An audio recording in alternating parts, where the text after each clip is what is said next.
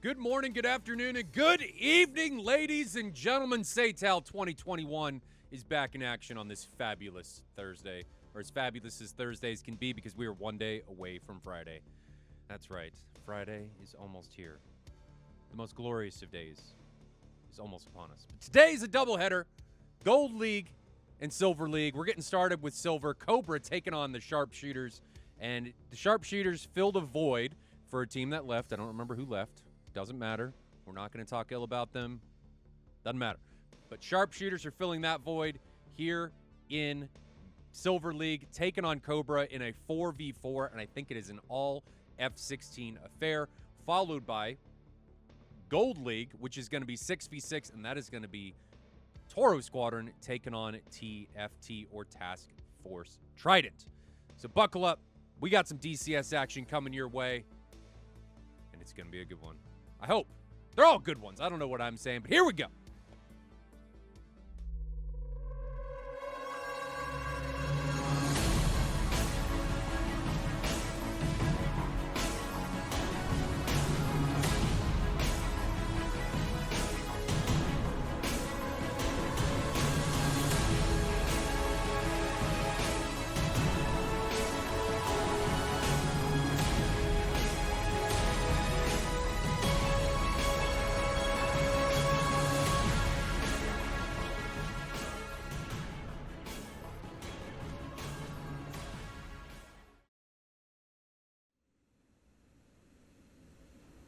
Today's matchup is Guadada taking on Batumi.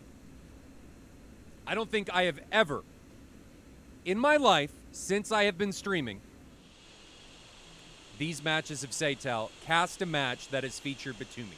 So it is Guadada against Batumi.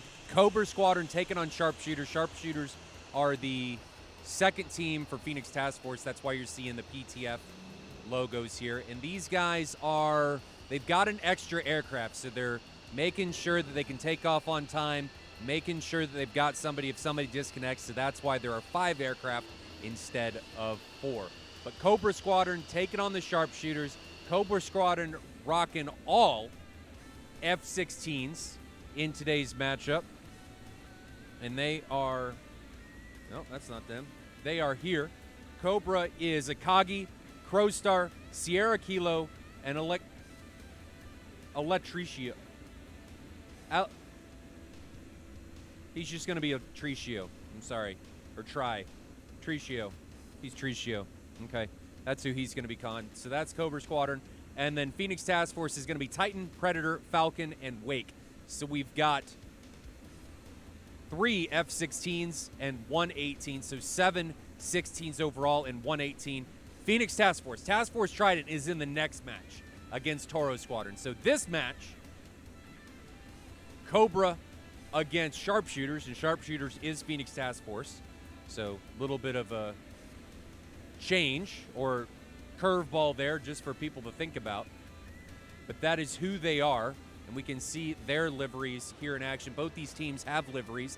The F-18 on Wake does not. We can see Gatling in the back. He's going to be the backup pilot in case somebody disconnects. We've got Titan, Predator, Wake, and who's the other one that's over there? I already forgot who it was. Falcon. So 3 16s and 1 18 for the Sharpshooters, and 4 16s for Cobra in Sierra Kilo, Akagi, Tricio, and Crowstar. So interesting matchup, lots of energy, not many FXAA. FXAA is turned on. I don't know what you're talking about. Pretty sure it's on. I think it's ×8, but it's definitely on. And I'm going to pause this just so we can check this. Well, dude, you're just going to... I'm running 3 cameras at the same time. And FXAA does not fix the Jaggies. It's going to give you depth. You're looking for anti-aliasing. Like the SMAA will fix that. And I don't remember if I turned that off. I don't remember. I might have in a quest to try and find better FPS, but the Jaggies aren't the greatest, but running 3 cameras at the same time is not good for the old machine. So we're just going to have to make do with what we got for today. But these guys should be taking off here any moment. Reminder, this is Cobra against Sharpshooters. And it is Silver League 4v4, so both of these teams are going to be new. Most of these pilots are new to the competitive scene. Cobra has done pretty well. I think they've won their past match. Sharpshooters are filling in for another team, and I think they're inheriting that other team's loss, but this is their first match actually competing for themselves. So it's going to be interesting to see how the Sharpshooters come out against Cobra Squadron.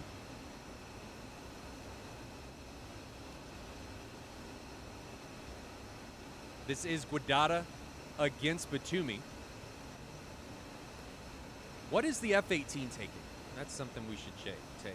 What is he taking? So Wake in the F-18, he's got 10 AMRAAMs. Lots of AMRAAMs. Do we see any AIM-9s on this one? I do. So Sierra Kilo's got 2 AIM-9s on the interstations, 4 120s. Does anyone else have anything? So we've got 1, 2, 3.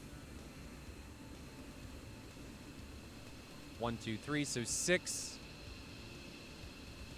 6. 6. No, it's actually 6. So all 120s. It's not an AIM-9. It's all 120s for these F-16s. And then for Phoenix Task Force, you've got, as Magical Fetus would say, the Murder Hornet with the 10 AMRAAMs, and then all the other 16s have 6. So only 2 AIM-9s in this matchup today for the Sharpshooters, or Phoenix Task Force. We're just going to call them Phoenix Task Force because that's what their label says, and it's going to be confusing if I keep calling them Sharpshooters, but they are now taking off only 2 AIM-9s. This is very contradictory to what we saw yesterday with many AIM-9s coming from Grim Reapers. But Phoenix Task Force now departing here at Batumi. And then Cobra Squadron is taking off. CoStar and Tricio leading the way in their 2 F-16s. Last 2 departures for Phoenix Task Force. And for anybody wondering why we were talking about the 120s and the AIM-9s when the 120 is supposed to be just better than the AIM-9M, recently there has been some missile changes with the 120, and people have been kind of downtrodden about it. But I think it is great that ED is moving in a positive direction, instituting INS, making changes to the missiles. Yes, they went down in performance, but we are adaptable as teams. You know, things are going to change. Look at it as a balance adjustment. ED has said, I think, that they are working to get it corrected, so it's supposedly getting fixed. But for right now, the 120 is a little bit easy to notch. It right now does not track cold targets very well, so we may see teams utilizing that to their advantage as things come and play out here during this opening round. Cobra Squadron taking on Phoenix Task Force. Also, don't forget about Bear's Chad showing the AIM-9s. Yes, dude, yeah. Bear with his AIM-9s. Every kill in the opening round was AIM-9s. R27 tracks better than the AIM-120? I can't say one way or the other on that one. I don't know. I'm not entirely sure. But, guys, just know that this issue came about because we are moving in a positive direction for the AMRAAM. Things are moving. They're instituting new things. And when this many variables are connected, things are bound to happen. We actually play on open beta. We don't play on release. So we're kind of putting ourselves in the midst of that. And it's been good. It's been cool to see pilots change how they fly to be adaptable. So that has been good. I have liked that. I'm interested to see if it carries on. And then I'm going to be really interested to see if things do go back to the way they were and the missiles change and we get the INS still, but the missiles are harder to notch. What then happens when we go back? So teams are going to have to adapt again as that change comes into play once more. So I need to bring up the overlay. We had that extra pilot, so I need to update things. Where is it? There it is. Refresh. Bringing up the overlay. And Gatling, there we go. has been fixed. Stable is just delayed open beta? Yeah. But we still play on open beta. We make that choice. So we are kind of the guinea pigs. Whether ED decides to push it to release or not, we are still playing on open beta. So it is our choice. We could play on release, but all of the multiplayer stuff happens on open beta. So it's kind of our own undoing, if you will. But it doesn't matter, because the 120 is still good enough that teams take it, and it just provides a different style of gameplay here going forward until hopefully it gets fixed. But ED, I love you. We're moving in a positive direction, and we're going to have some hiccups. But I love the INS changes. I love the constant workflow towards flight models and all of that. It's just great. It's great. It's the perk of being beta. Yeah, exactly. Exactly. So looking at TAC view, guys, this is probably, and quite possibly, the first water fight we have seen this year for SATAL. The first ocean fight we have seen in several weeks of casting these matches is occurring right now. This is going to be rough over the water. Magical Fetus, maybe. I actually prefer fighting over the water in these matchups because your situational awareness is much greater. You're not able to utilize the terrain to hide, to defeat missiles, to create tactics. It goes right out the window. It's all about teamwork, radar manipulation, and patience. So I think this match is going to be a little bit more drawn out than other matches. But first time over water, 4v4 Silver League, Cobra Squadron taking on Phoenix Task Force. This is going to be an interesting one. First water match, but wins first map change. We already had one. We flew on, a couple days ago, we flew on the Persian Gulf. Penguin says, water, it scares me. Well, you're definitely not a Hydra homie. No missiles having, oh yes, Akagi launched a 120. I think that was Akagi. And Predator has launched a 120 as well. So a little bit of a missile exchange going on up here to the north. Here is Predator as he dives away in his F-16 for Phoenix Task Force. And the 120 launched from Akagi is here in the middle. And here is Akagi as he cranks and dives going towards the mainland. Missiles were launched from, right about 30 miles. So I don't anticipate either of them impacting their targets, as both pilots have already started to defend. Akagi not being as aggressive on the defensive there. He's still at 21,000 feet. Dumping chaff. I wouldn't be dumping chaff in this situation, because what's going to happen, Akagi is going to turn around, missile's still going to track him, and the chaff that he's dumping is just going to be a waste. He's going to out-energy the missile anyway, so the chaff he might as well hold on to. Just don't waste it. You're going to out-energy a missile. Don't waste your chaff. Save your chaff if you got to trust the notch. Multiple missiles being launched down here to the south between Falcon and Wake, and the northern two ship from Cobra, Crowstar, and Tricio. So still got this north to south engagement line. Crowstar and Tricio engaging this western two ship for Phoenix Task Force, and Akagi and Sierra for Cobra Squadron engaging Titan and Predator, which is going to be the eastern two ship for Phoenix Task Force. 120 now out from Titan onto Sierra Kilo, but that's not going to be a problem, as these guys are launching and then immediately turning away, and they are sitting at closest contact being 15 miles here.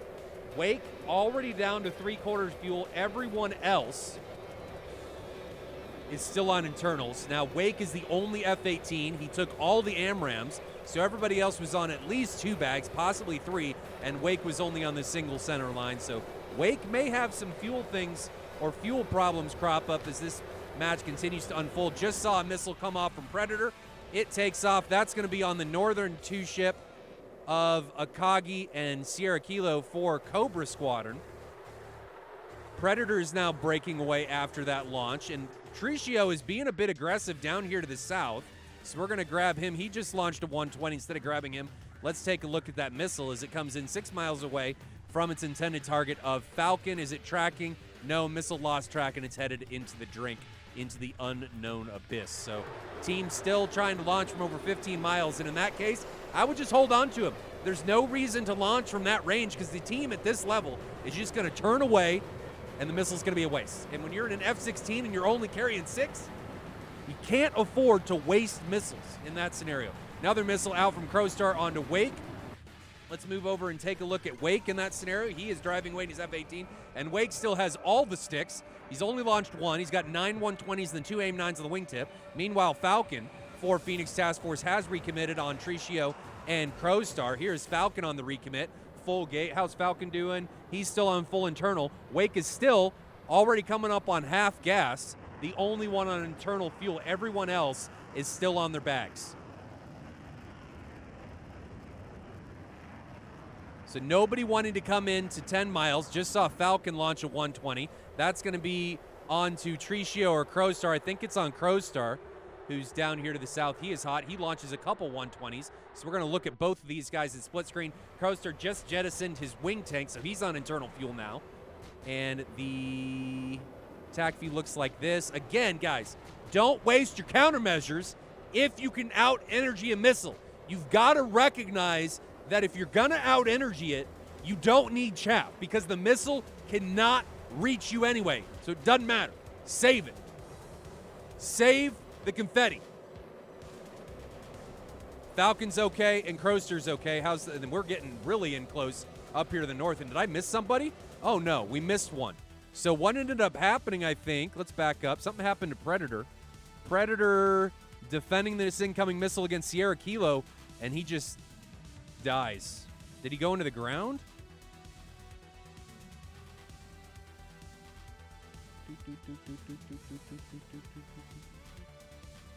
I don't think that's him. That's not him. Let's see. So Predator right here. Yeah, he just flew into the water. Left-hand turn. Whoop! Right into the drink. Not pulling up. Not sure what happened there, but he goes into the water. And planes don't like water, even if they're thirsty. They need jet fuel, not H2O. So he goes into the drink. First casualty, self-inflicted for Phoenix Task Force. And they're down 3 pilots to 4. Let's continue. So Predator takes himself out and leaves Titan in a 2v1 situation against Sierra Kilo and Akagi. Falcon and Wake are now down here to the south in a 2v2. So how is this going to shape up? I do not know, but I know that Phoenix Task Force is now going to be pushed onto the back foot as things continue to unfold, being a pilot down. So missiles still being exchanged, nobody wanting to press and be overly aggressive. Teams are being very, very patient in this matchup. Here's Falcon as he recommits against Crowstar and Tricio. Wake is cold, a little bit of a grinder-esque formation going on here. And now Falcon's breaking away. Falcon's still got 4 sticks on his jet. Up here to the north, Titan. And we'll take a look at Titan because he is in a 2v1 situation. Here is Titan with no sticks. Titan has already gone through all of his missiles. Titan is missileless. He is without a horse in this fight. He has gun, but when you're up against other guys with boomsticks, this is not a position you want to find yourself in. And Titan has already launched all 6 of his AMRAAMs. He's in deep, deep doo-doo, especially against the 2 ships. So he's got Sierra Kilo back there over 5 miles, running him down. It's a good job by Sierra Kilo recognizing that his other guy's cold. I like that Titan is headed back to his compadres down here to the south. So he's got that right. He's heading back to his friendlies because he can't make anything happen up there to the north against the 2 ship of Sierra Kilo and Akagi. Missile now out from Wake onto Tricio. Tricio driving away. Wake launches another missile. Here is Wake. He's got 3 sticks left. So Phoenix Task Force being really aggressive with the amount of missiles that they are launching. This F-18 had 10 AMRAAMs as it came into the fight. It's got 3 left, and none have scored hits. And looking at the missiles left on their jet, AMRAAMs remaining, Phoenix Task Force has 10, while Cobra Squadron has 7. So Phoenix Task Force still in a better position. Then Cobra Squadron. Falcon now recommitting. Launches a 120. Here is that 120 as it speeds in towards a possible target of Tricio. Tricio trying to notch it or out energy at 2.3 miles away and closing 2.0. And is it tracking? No, missile's not tracking, so that missile's going to be trashed. No threat against anyone for that thing as it continues. Now, everybody for Cobra Squadron is now together, and everyone for Phoenix Task Force is now together. Falcon being very aggressive. He's got 3 120s left on his jet. Trashes a couple missiles. Now recommits. He's coming in solo against the 4-ship. All by himself, and we are going to stick with Falcon as he rides in here. 120 out from Akagi. That's going to be onto Wake. And we're going to move over and take a look at Wake here. Put Wake onto the pip screen. Wake in the F-18 in the upper right corner. And that camera is quite a bit behind. Okay, now it's on time. So Wake here, driving away from the 120. He should be okay. 120 coming off from Falcon. And that one, can't tell who it's on yet. It's on Sierra Kilo. And Sierra Kilo gets pulverized by the 120. He goes down. So Sierra Kilo's gone. Now El Tricio coming in, being the hot contact for Cobra Squadron. So Phoenix Task Force able to equalize this. Tricio launching onto Wake. Wake needs to be careful. Tricio doesn't have a 120 on him. Wake trying to go into the notch here. Wake now recommits. That is a bad idea, and he is high. Missile closing. Here it comes. It slams into Wake's aircraft. He's gone. So as soon as they got things equalized, they take a casualty in Wake. Now Akagi coming in. Merged with Titan. Crowstar merged with Falcon. And we're going to split screen on both of these so we can track how both of these are going to go. Akagi actually bypassing Titan, coming in on Falcon, and Falcon needs to be really careful. He's got a missile, detonates onto Falcon's aircraft. Akagi now coming up over the top onto Titan. Does Titan see Akagi? I don't know. So Titan down low. Split screen on these guys. Titan on the right, Akagi on the left. And Akagi, I think, sees him on data link. May see him out that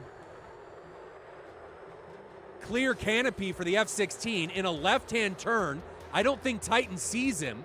Titan now banking, finally.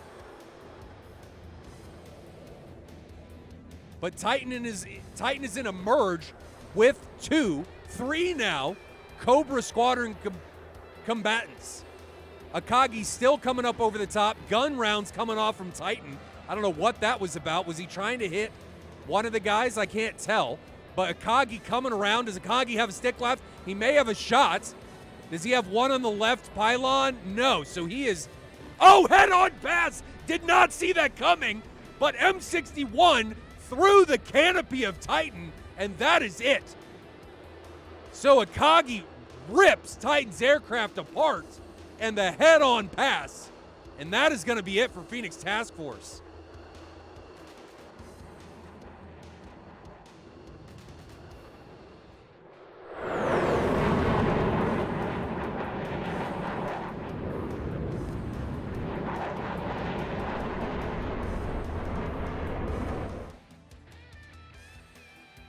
So just as Phoenix Task Force thought they equalized everything, things spiraled out of control for them. Let's see where things started. It started when Predator went into the ground defending this missile from Sierra Kilo. Here it is, missile off, and that missile comes from 10 miles. So he has no reason to be this aggressive. He's at Mach 1, and he just, I don't know what happens. I think there's an issue with being able to see the ground in the latest patches. So maybe he thought it was this guy, didn't see how far away it was. Depth perception may have been a problem. Goes into the drink. 2v1 situation up here. Titan launches his last 120 and then has to run to rejoin with Falcon and Wake. At this point, it is a 4v3. Falcon then gets really aggressive here. Comes in and takes down Sierra Kilo on this right-hand turn and just YOLOs right into the main formation. Doesn't launch on Crowster. That could have been an easy kill.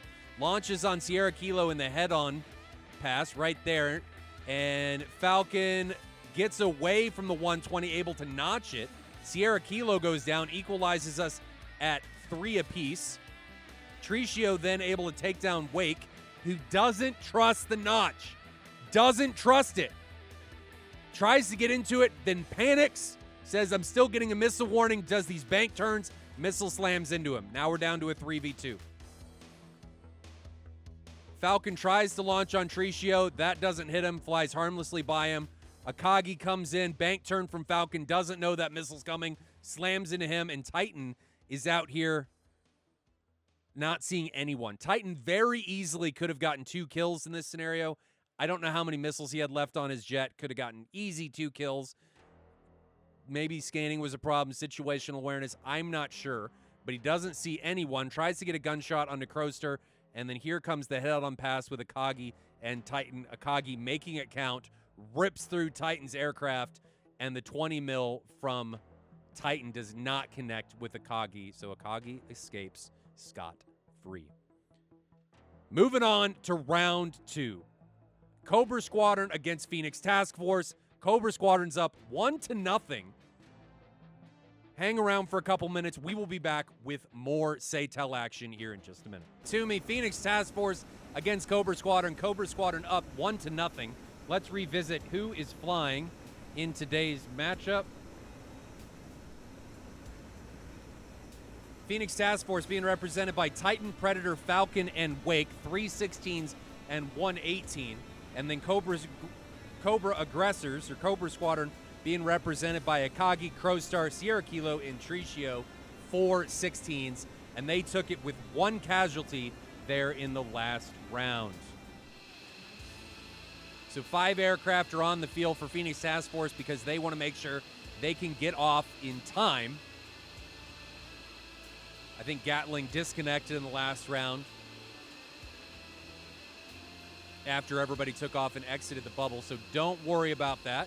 Should not be a problem. Are they allowed to take 5 jet on the runway? Yeah, it's not a problem. As long as they don't take off, it's not an issue. The other team can't see it anyway, so it's not going to be a problem. You can see Gatling just disconnected there, so will not be a problem in the slightest. You guys can't see it, but you can see it now. Gatling disconnected. These guys are ready to rock and roll. They should be taking off here momentarily. From Guadada and Batumi going into this best of 3 round 2. Cobra Squadron is up 1-0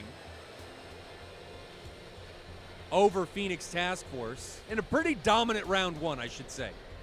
Cobra Squadron did really well. They were starting to run out of missiles. Titan ran out of missiles. And that was really unfortunate. And now that I think about it, his missile usage cost him a couple kills at the end of round 1. He could have easily killed multiple contacts in round 1 in the position he was in, but he had no weapons. And this is why conserving your weapons is very important. You should not shoot every time you have an opportunity to do so, or you're going to find yourself without a stick when you come in and it matters.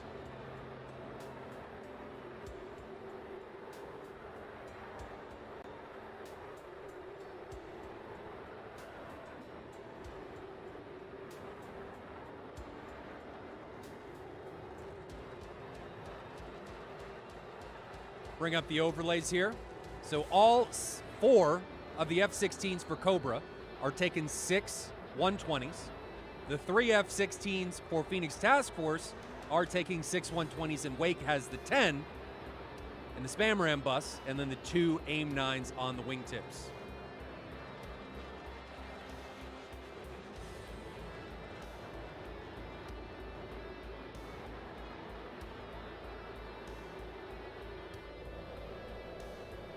Was gas a problem in that last round? I got to think about. So Wake burned through a lot of gas. Now, burning through gas isn't necessarily a problem because you're lighter in the fight, your top speed is faster, your acceleration is better, your ability to pull degrees per second is better.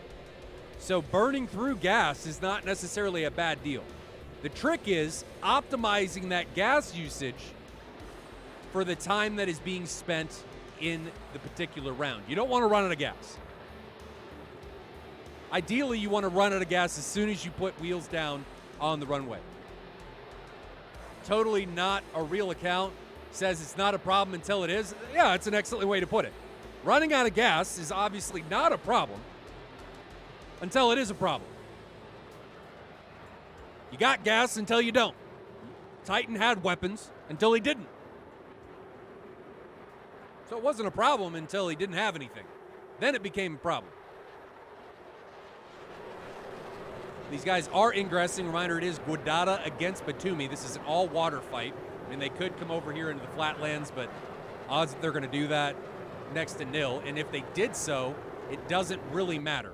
So let's take a look at the bubble position. And you can see here on the bubble that there's no foothills in this entire area. So even if they do come over here into the flatland, it doesn't matter. It's just as though you were fighting over the water because it's flat. There's no terrain to hide behind. It's just dirt with no topological areas that you can use for cover or anything like that. So it's all flat. This mission location is all flat land. So it's very interesting to see here how these teams are able to find each other. I believe they do have AWACS. Paid no attention to the AWACS that you see here on the TAC view because that's not a good representation of whether they had AWACS or not. I don't know. I'm only assuming that they did. In all fairness, it's easier to discern the ground over water in DCS, especially in VR. That is true. That is definitely true. Your depth perception and your ability to see the contrast in VR is much, much better. In 2D on a monitor, not so much. Not so much at all.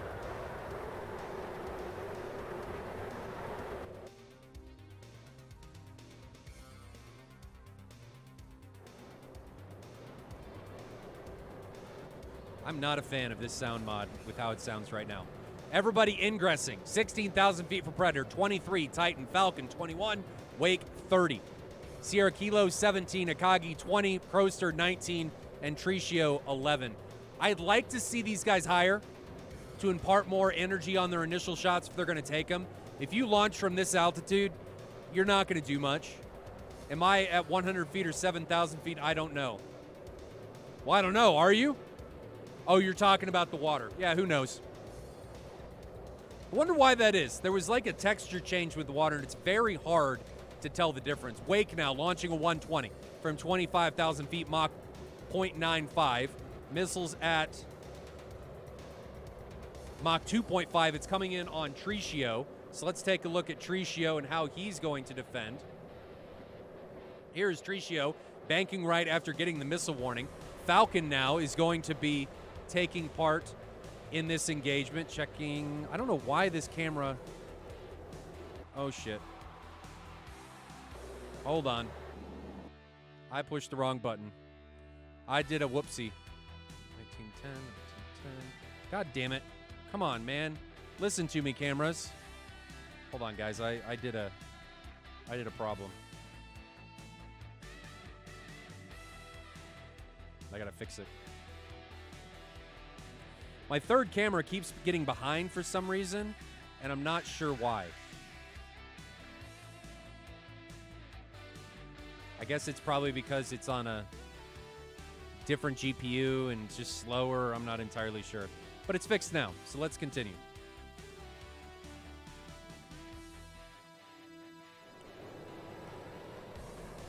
We didn't miss anything. Did not miss anything. Current fight looks like this. Predator up here to the north, coming in against Akagi. Akagi launched. Predator should be getting a missile warning here momentarily. He's not doing anything right now. There's the missile warning. He's pulling a lot of G over the top. Coming down, coming down, coming down. Oh, and he rips his wing off. No! So Predator flew into the ground last round and then rips his wing off here in the second round.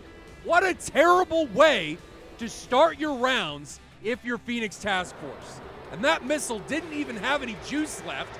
It was at Mach 1.5, but just because it was there, it was enough to scare Predator into over-G'ing his jet, rips his wing off, and he's gone.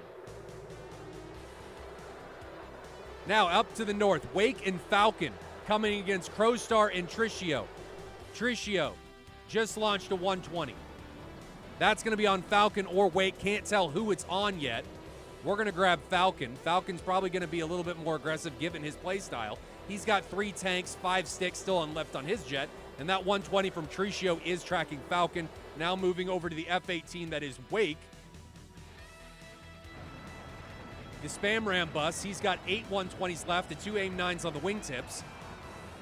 So we've got Titan. What is Titan doing? You can see Titan up here in the upper left corner, so far isolated. He's allowing this fight to turn into a 4v2, which is not something that you want. 4v2, those are bad odds. Very, very bad odds. So Sierra Kilo coming in here from the west, launches onto Titan. Akagi now, and then Sierra Kilo thinks about breaking back in. Akagi launches onto Wake, who we can see here on split screen. Falcon not having been launched on yet. Wake now having to defend. Comes out of afterburner, throttles all the way back to idle. Coming down over a split S, running away from that 120 that's already down to Mach 1.3. He should recognize that 120's out of juice. He's okay. Now looking back at Falcon, who is pressing against Crowstar. Crowstar's 9 miles in front of him. Trying to run Mach 0.9, now full cold against him. Tricio now over to the east, coming in on the flank of Falcon, checking him out. Launches a 120. That's going to be on the Falcon to force him off of Crowstar. Falcon now defending that 120 that was just launched from Tricio. Then we've got a missile coming from Wake onto Tricio, and here is that missile. And I just saw a missile come off from Falcon. That's headed off onto Crowstar, who is back again cold. 120 from Wake onto Tricio. That's not going to pose any threat. Akagi now coming in on the flank of Falcon. So we're going to go to split screen for them. Akagi on the right, Falcon on the left. 3 tanks still on the jet for Falcon. Can't tell what Akagi's got on. He's got 2. So Akagi on the flank of Falcon. Falcon still driving towards Crowstar, allowing Akagi to close. Falcon breaking now into Akagi. Akagi launches a 120. Falcon launches a 120 on the Crowstar. You guys can see that on TAC view. He's continuing to break into Akagi. Akagi needs to be careful. Falcon actually notches that. Falcon jettisons all of his tanks in one big Chad maneuver against Akagi. No more threats coming in against Falcon. So we're moving over to take a look at Akagi. Missiles 1.5, closing 1.2, under a mile. I think Akagi's dead. Closing, incoming, ballistic enema. Goodbye, Akagi. He is gone. So Akagi goes down. Wake now, pressing onto Tricio, checking that one out. We can see Tricio over the lift vector Wake over the lift vector for Tricio. Missiles 2.5 miles away. Tricio waited to get a missile off on Falcon. Tricio does not get away from this one. It pulverizes him. And now Falcon having to dive into a notch. Moving up and looking at Falcon. Falcon trying. Oh no! Falcon actually just launched, and I think his missile just picked up Wake. No! Wake defending. We may see fratricide in the worst way possible. Wake trying to get away from this incoming threat. It's closing. Jogging. 0.1. Goodbye, Wake. So as well as Phoenix Task Force tried to get back on the board, they take themselves down.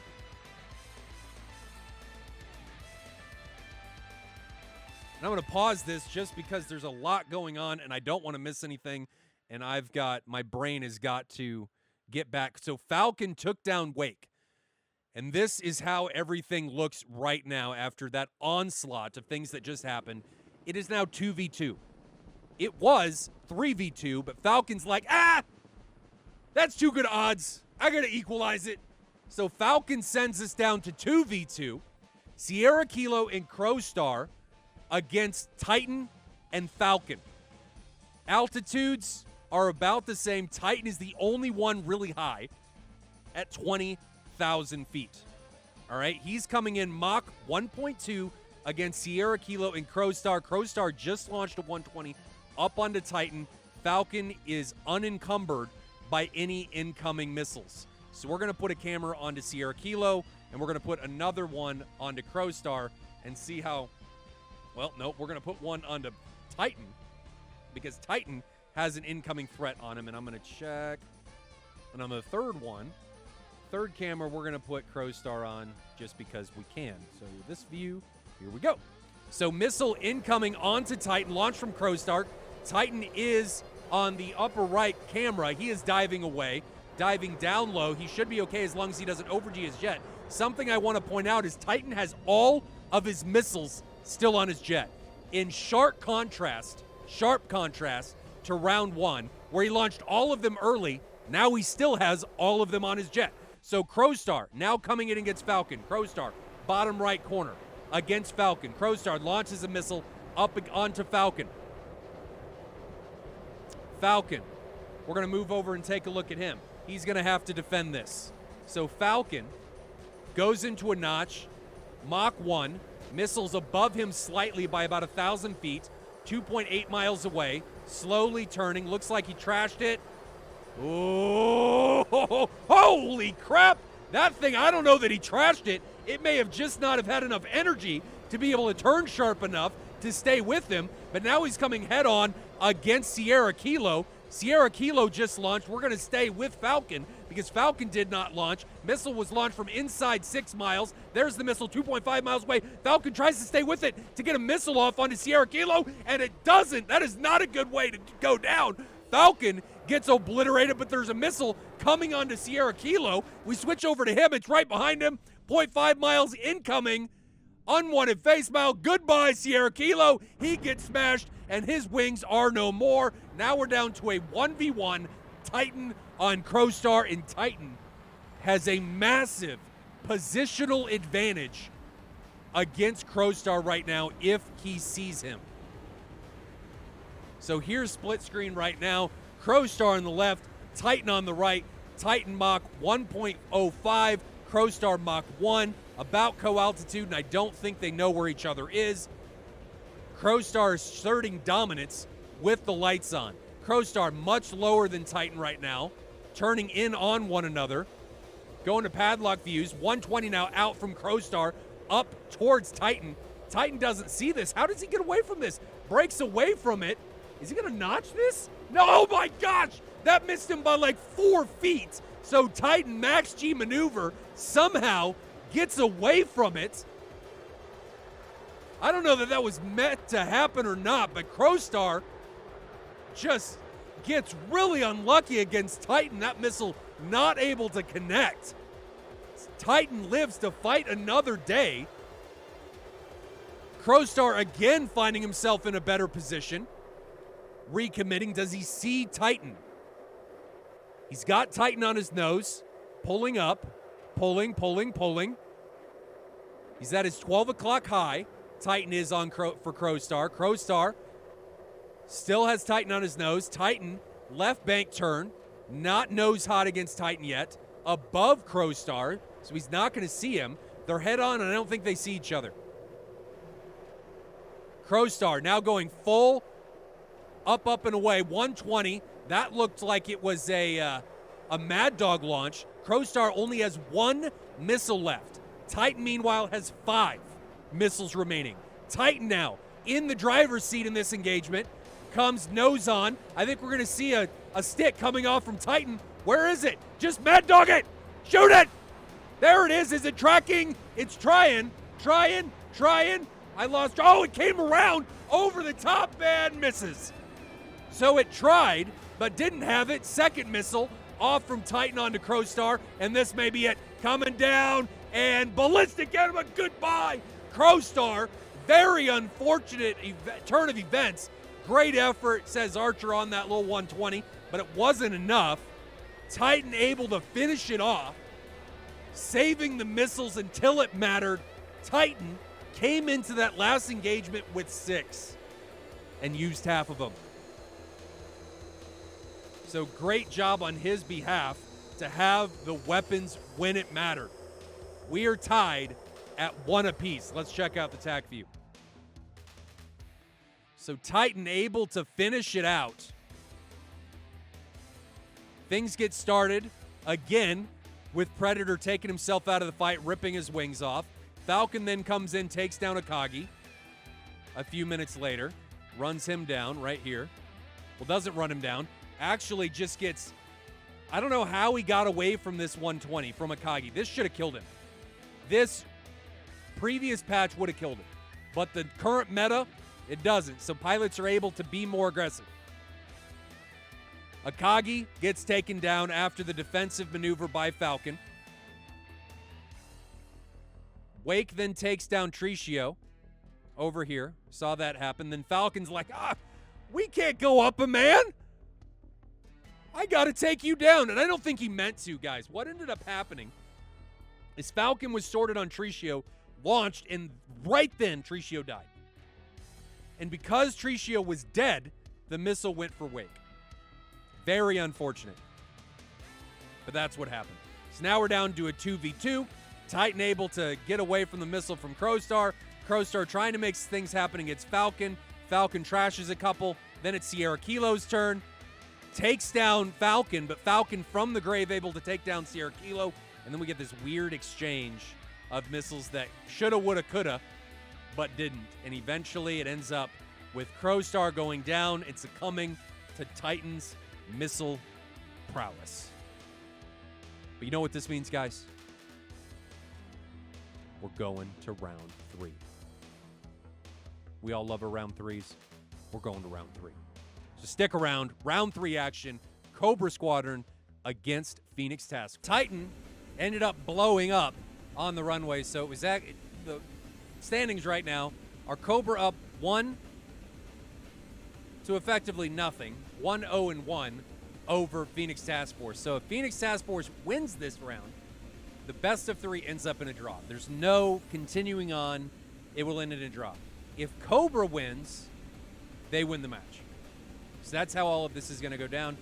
Titan evidently blew up on the landing. You got to land for it to be counted as a win. So that round ended up ending in a draw. And Toxic, I was late. I was on time and turned it on precisely when I wanted to. How did he blow up? Well, by not landing, of course. Come on, man. You don't land? You blow up? I don't know how he blew up. I haven't seen it. Akagi says he ran out of fuel. I don't know. I'm not sure. Archer says probably. I don't know. Indeed, mistakes were made. I screwed up with the radar and transitioning my look outside. Cronin. Well, who are you, Cronin? Who are you in this match? His RPM is 20 during the landing. He's probably out of fuel. Oh, you're Crowstar. So Cronin and Crowstar are the same person. All right. Did you guys have AWACS during this matchup?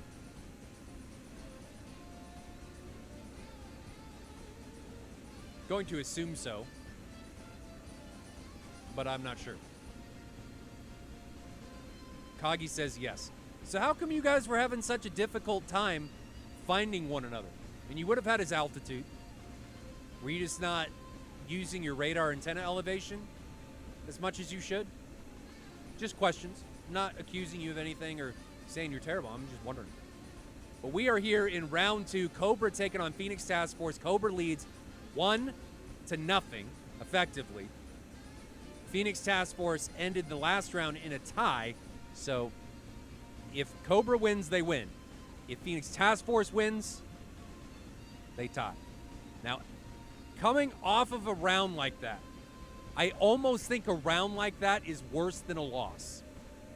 Because now, while, yes, you are going into round 3 and you're playing for a tie, and it could have been over last round, you were so close to a win, and then it all went away and got ripped away at the last moment out of your grasp. And that, to me, is the worst. It's like giving a kid candy. They're about ready to eat it, and then you take it out of their hands. And that's how I think Phoenix Task Force feels right now, which I think is worse than losing a round. Granted, if they lost, they would have been done flying, but your morale is really, really low, in my opinion, after something like that. Yes, I fought with the radar elevation. He was too close. Should have switched to dogfight mode earlier. Yeah, he probably just wanted to go to vertical scan in that situation, or just get your head out of the cockpit and look around for him. using the HMD and see if you could lock him. Falcon is rolling. 4 Phoenix Task Force in the F-16, 3 tanks for his jet. This is the wrong track file? It is? Are you sure?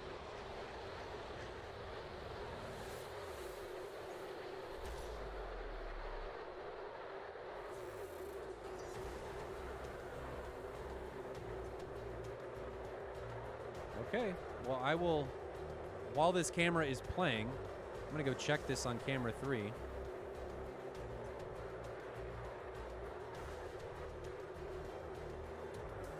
Oh, did I load the wrong one? I think I loaded the wrong one. Hold on. Let me check. I did load the wrong one. Okay, so we're going to get this fixed.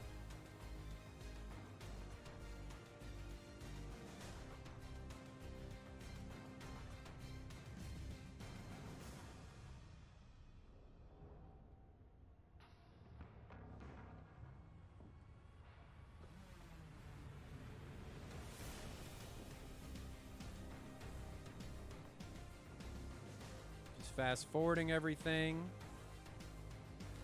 so we don't need to watch the 15 minutes of nothing. Bush League, dude, we all know that you guys come here just to watch me screw up. We all know that's why everybody's here.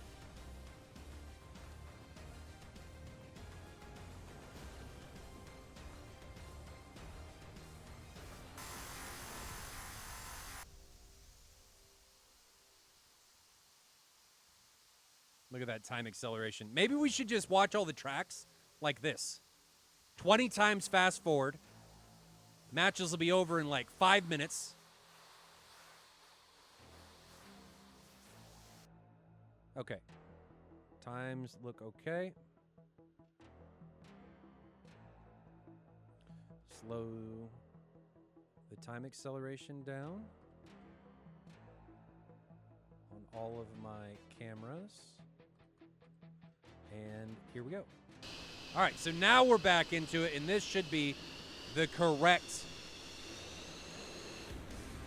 one. There's 7 Alpha. So 4 16s for Cobra Squadron, and then for Phoenix Task Force, you've got 3 16s and Wake in the 18, and Gatling is over there again, just hanging out in case somebody disconnects. You'll need a chipmunk voice changer for it to be automatic sped up footage. We can make that happen. I'd also need to talk really fast, but I already talk really fast, but even faster. Even faster. For anybody just joining us, this is round 3. Cobra Squadron taking on Phoenix Task Force or the Sharpshooters. They're one in the same. Cobra Squadron is up 1-0 since Phoenix Task Force tied in the last round.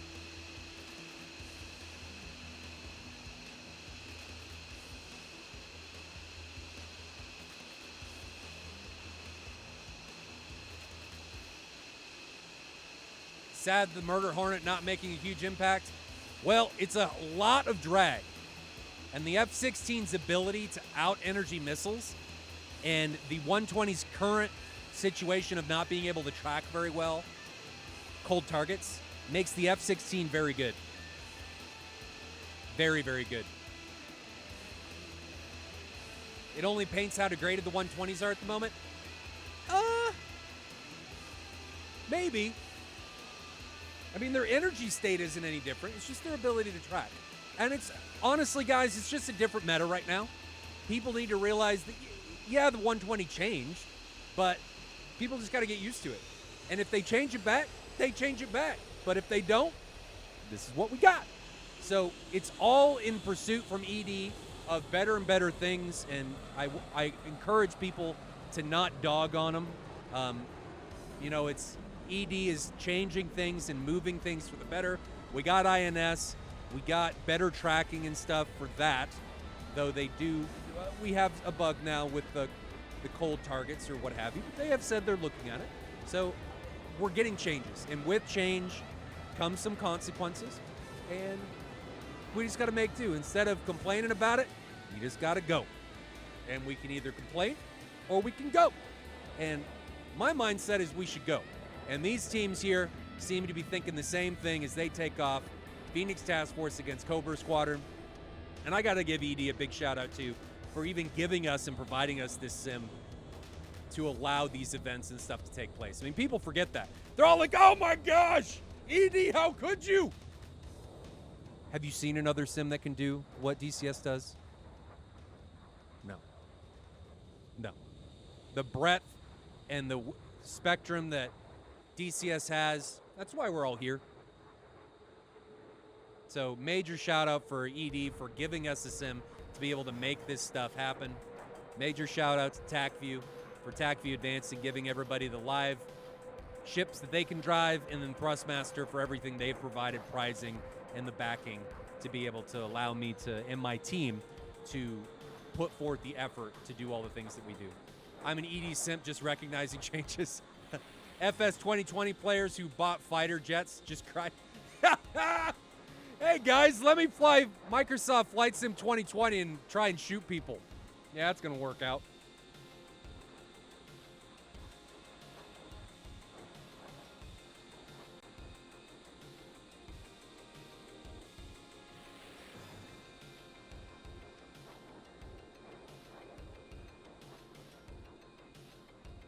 Bring up the TAC views so or the overlays so everybody can see what's going on. Zoom in here so we can see the teams coming in.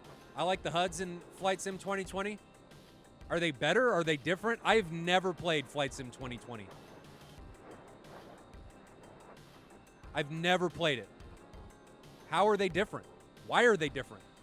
Shouldn't they just be models of the same thing? Oh, they're way too fast? I see. But isn't Flight Sim 2020 supposed to be like the epitome of the real thing?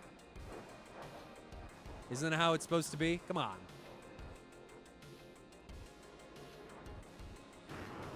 Tank off from Wake. He's going to be on internal gas now in his F-18s with the 10 AMRAMs and 2 AIM-9s. Microsoft Flight Sim is an arcade game at the end of the day. I could agree with that. It's the game where people put on their uniform and pilot's hat and fly from SFO to LG. Dude, that is the weirdest thing. Why would you do that? I don't understand the idea behind that. That doesn't make sense to me. I would laugh if, okay, I wouldn't laugh because there are many crashes that take place in Microsoft Flight Sim. I was gonna say I would laugh if it was virtual pilots flying real aircraft and real passengers, but that sounds terrifying. That sounds terrifying. Don't make fun of me, generic.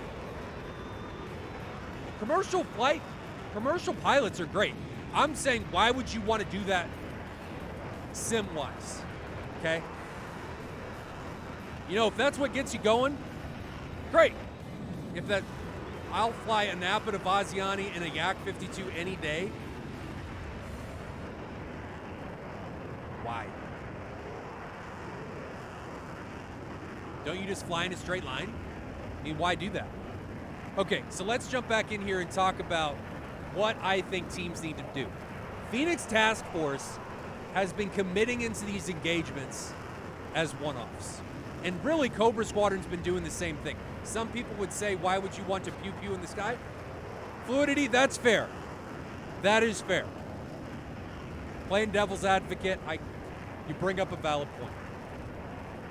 So I think both these teams need to commit into these fights together and create opportunities where they outnumber their opponent in that specific portion of the sky. Now, 120 came off from Akagi. Akagi was at something like 20,000 feet, 400 and something knots when he launched that. He's at Mach 1.2. We are going to ride along with that missile as it comes in onto Predator. Here is that missile coming down from on high onto Predator, who is at 27,000 feet, Mach 1.25. So Predator should have more than enough energy to be able to get away from this. I do not like pilots, teams, what have you, when they launch and then immediately defend. With the new missile coding, you're much better to guide the missile to pitbull. But when you launch and then immediately defend and you're not able to continually guide that missile until it goes pitbull, you're just kind of wasting a missile. You're just throwing it out there. So, yes, it might be able to track, but what's the reason you're doing this? It doesn't make sense to me. The missile you're launching isn't a very high PK shot. You're just kind of throwing a stick away. Not a huge fan of that. So northern engagement, not as close in as the southern one. We're going to stick down here with the southern one for now. Crowstar and 7 Alpha against Falcon and Wake, 2-on-2. Up here to the north, it's Tricio and Akagi against Predator and Titan.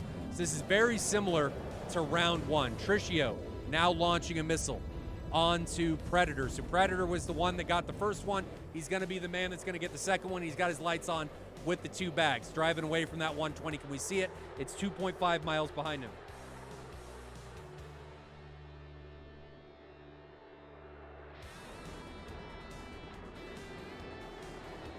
.5, still closing. He's recommitting, and the missile's just not going to have enough energy to be able to track him through this turn. He's going to have a second one coming on him from Akagi. And Falcon went into the ground. We're watching Falcon. Why? What is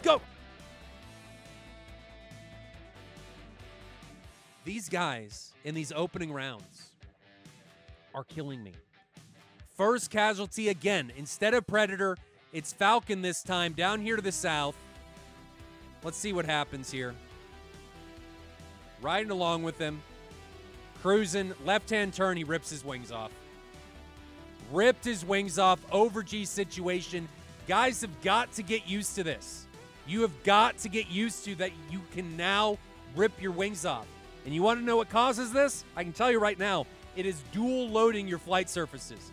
If you pull and roll at the same time in a high G maneuver, you will rip your wing off. It's going to happen, especially if you're heavy. Now, if you just pull, yes, you can rip your wing off, but it's going to take a lot more G to be able to do that. Pulling and rolling, dual loading a flight surface is what is going to cause this to happen most often and at a lower G rating than if you were just to pull. All right, so the flanker guys can probably attest to this, that rolling and pulling, you should not do that in a high G maneuver.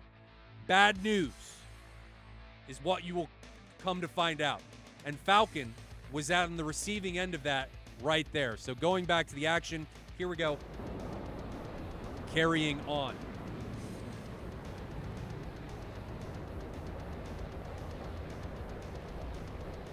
One v2 now down here to the south. Wake against 7 Alpha and Crowstar.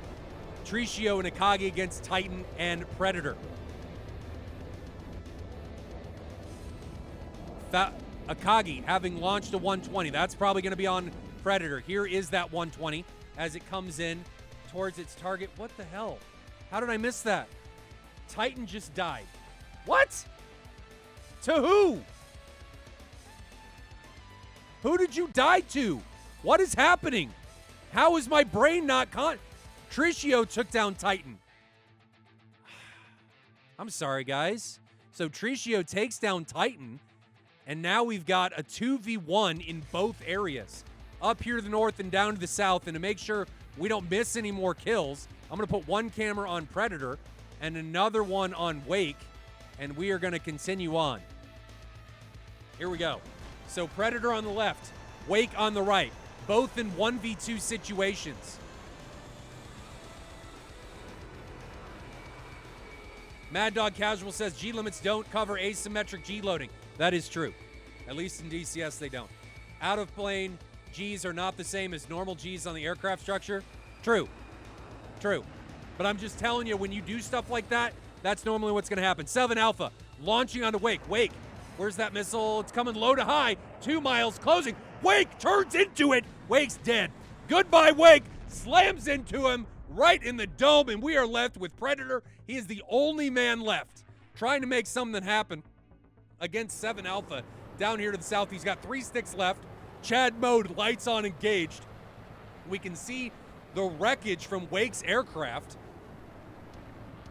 North of Predator, we have Tricio and Akagi trying to drive down on a missile off from Akagi. I don't even know that that's tracking. It does actually look like it's tracking. Akagi now Predator breaking in, launches a 120 onto 7 Alpha, launches another one, probably onto Crowstar. Tricio still back there trying to drive for Predator 6, 10 miles behind. Lots of missiles coming in onto Predator. Missiles 4.5 miles away is going to be the closest one. Predator now in full retreat, running away. Tricio 10,000 feet, Mach 1.1, driving towards Predator. Missile from Tricio's 4.5 miles behind him. Nope, 3.5, something like that. But Ella Tricio is closing. Mach 1.05, Predator Mach 1.15. But Predator is doing a little bit of serpentining, which is what's going to allow Tricio a higher closure rate. Tricio now full bank turn coming around, trying to make something happen against Crowstar. He's got one stick left in this remaining parts of this round. Dumping chaff, another missile out from Tricio. Can we see Tricio off to the right? He's going to be back there somewhere. There it is. 6 miles back there for Tricio. 3 miles is back for the 120. Missile still closing. Mach 2 for that missile. Head-on shot from Crowstar. So Predator is now sandwiched. He's banking, but he's going to bank back into the missile from Tricio. 1 mile. Half mile. He's solving geometry problems for the missile. That thing got within feet of his aircraft. Another missile. Now up from Tricio, and this, I think, is Predator's doom. Here comes, and Ballistic Anima slams into Predator's aircraft. He is gone. So we had some exchanges in previous rounds, but this round came down to an unblemished side for Cobra Squadron. Can we see the landing attempts at the end of the round? Akagi, I don't have time, brother, unfortunately. We got a whole nother match coming after this one. Destern says clutch or kick. Predator did not clutch. He died, unfortunately. And 1v4, I mean, what's he gonna do? What's he gonna do? The gangbang intensified, and it pummeled him into the drink. We want Akagi's attempts at landing. No. I don't have time. We got a whole nother match, guys. Gold League 6v6 is coming at us here in just a bit. Riley Zed says, hey, I know those guys. They're pretty nice. They're okay. They're okay. Akagi says the collapsed gear twice. Well, that sounds like a personal problem. That sounds like a personal problem. So we are going to go take a look at the TAC view and check out real quick the quick and utter domination that Cobra Squadron put on the Phoenix Task Force Falcon. Couldn't take it, took himself out of the match here, overg'd his aircraft. Then Titan dies to Tricio. Here's that exchange. And a lot of these deaths, guys, are coming from people panicking when missiles are getting close and they're not getting into a perfect notch. We can see that happen with Titan. He gets into a notch and does this little swivel, and it just allows the missile to close and him not being a perfect notch, and he gets schmammered. Then Predator survives. He comes down here to the south. Wake then gets obliterated by an incoming missile from 7 Alpha. He's allowed to get in close, unencumbered, takes down Wake, and then Predator eventually gets run down by a multitude of boomsticks from many, many parties. Tricio finally able to close as Predator gets sandwiched between Crowstar and Tricio, and Tricio has enough missiles on board that he can just send them when it matters, takes down Predator, gives Cobra Squadron the unblemished victory over Phoenix Task Force. 4 still alive against PTF Sharpshooters, and that ends it in this matchup. Cobra taking it 2-0. Well, we can give them a tie because they did tie round 2. PTF did. But 2-0 over Phoenix Task Force. But wait, we have a whole nother matchup coming, ladies and gentlemen. 6v6 Gold League Toro Squadron taking on Task Force Trident. So Toro Squadron, and it is dark. Toro Squadron's going to be taking on Task Force Trident, Gold League 6v6. Go get something to drink. Go get some refreshments. I'm going to go grab something to eat. We will be back in 10 minutes or so for the next matchup. Gold League 6v6. Toro Squadron against Task Force Trident. And the liveries are on point. The Silver Bulls, the Spaniards, have come to play. If for nothing else, stick around just to check out the liveries because, man, these guys' liveries game, not to downplay anybody else's, liveries that we've seen so far, previous match, Cobra and Phoenix have been great, but these other liveries are pretty cool. So stick around. I'll see you guys back here in 10 minutes or so. More SATAL action will be had here in just a bit.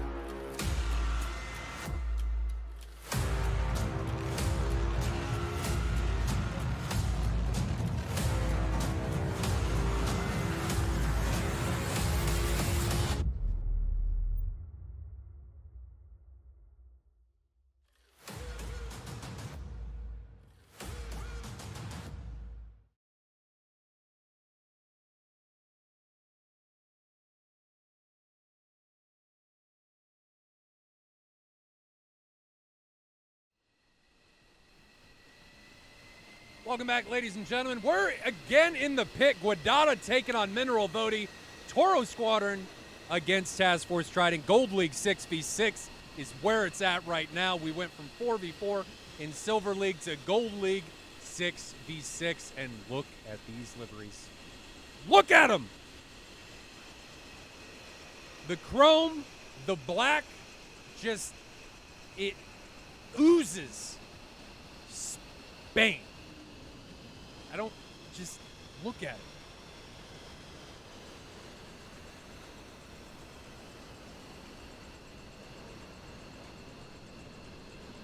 The livery game by virtually everyone involved so far this year in SATAL is undescribable.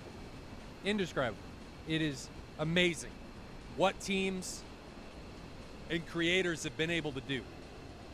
And I also want to showcase Task Force Tridents. They don't have the other ones, but just all black on the F-14. Red underneath on this. Look at this! The red axe, it's just... Why didn't this shit exist when I flew?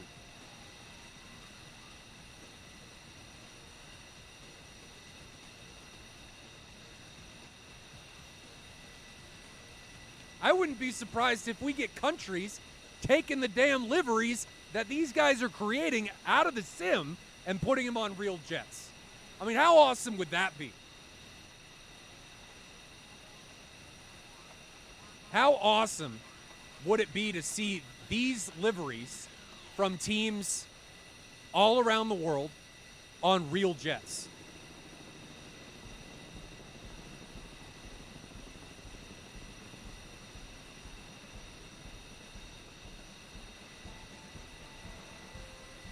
I mean, then look at the F-14 right there. They've got details on the inside of the vertical stabs. What's going on with the, and so does the F-18. Just, I don't know why the palette must be different for the 18 because the silver doesn't shine quite as nice as it does on the 16. But man, the level of workmanship and detail that this stuff has gone into this stuff is mind-blowing.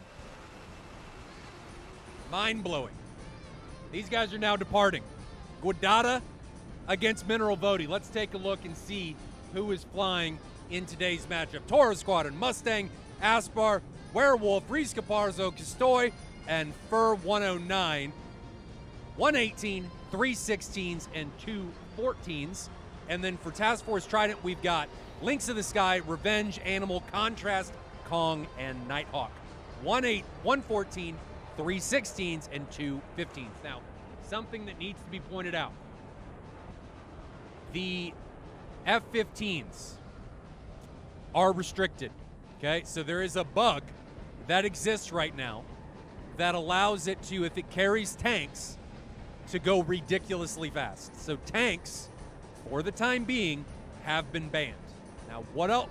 Is that all negative? No, because what can happen is on this first pass, and I don't know that these guys are going to do this, the F-15 can enter the fight as its own ballistic suppository. I mean, this thing can boogie as it comes in. Now, boogie as fast as if it had tanks on with the bug? No, because then it would be Mach 3+. It turns in an SR-71. But the F-15, clean, is a force to be reckoned with. I mean, the very fact that it is competing against much newer aircraft, because the F-15 we have in the sim is very old, the fact that it is competing against much new aircraft with data link, helmet-mounted displays, and all of this other technology should tell you the capability that the F-15 has. At least what it has in the sim, the F-15C. It is mind-blowing. Let me bring up the overlay. It needs to go through a refresh because we had Toro Squadron with some extra pilots. We're going to refresh that, and there we go. So you can see Kong and Nighthawk, the two F-15s, are on internal gas already. They are not allowed to take tanks. There are only 2 heaters on the entire Task Force Trident side. For Toro Squadron, Fur has no weapons. Why does Fur have no weapons? What's going on there? Fur? I'm looking. That's because Fur's still on the ground. Is everybody else left? Let me count them. 1, 2, 3, 4, 5. Okay, so Fur's just a late departure, and he is not rearmed. So here is Fur, still on the ground, in his F-14.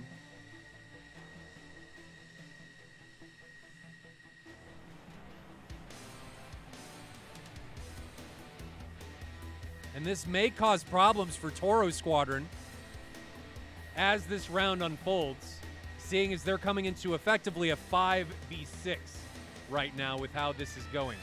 So Fur being late, it very well could be rough. Here is Links of the Sky, the F-14 for Task Force Trident, in its all-black Vader-style livery. Mission location's going to have a lot of terrain in this matchup. Checking to see if we got everything.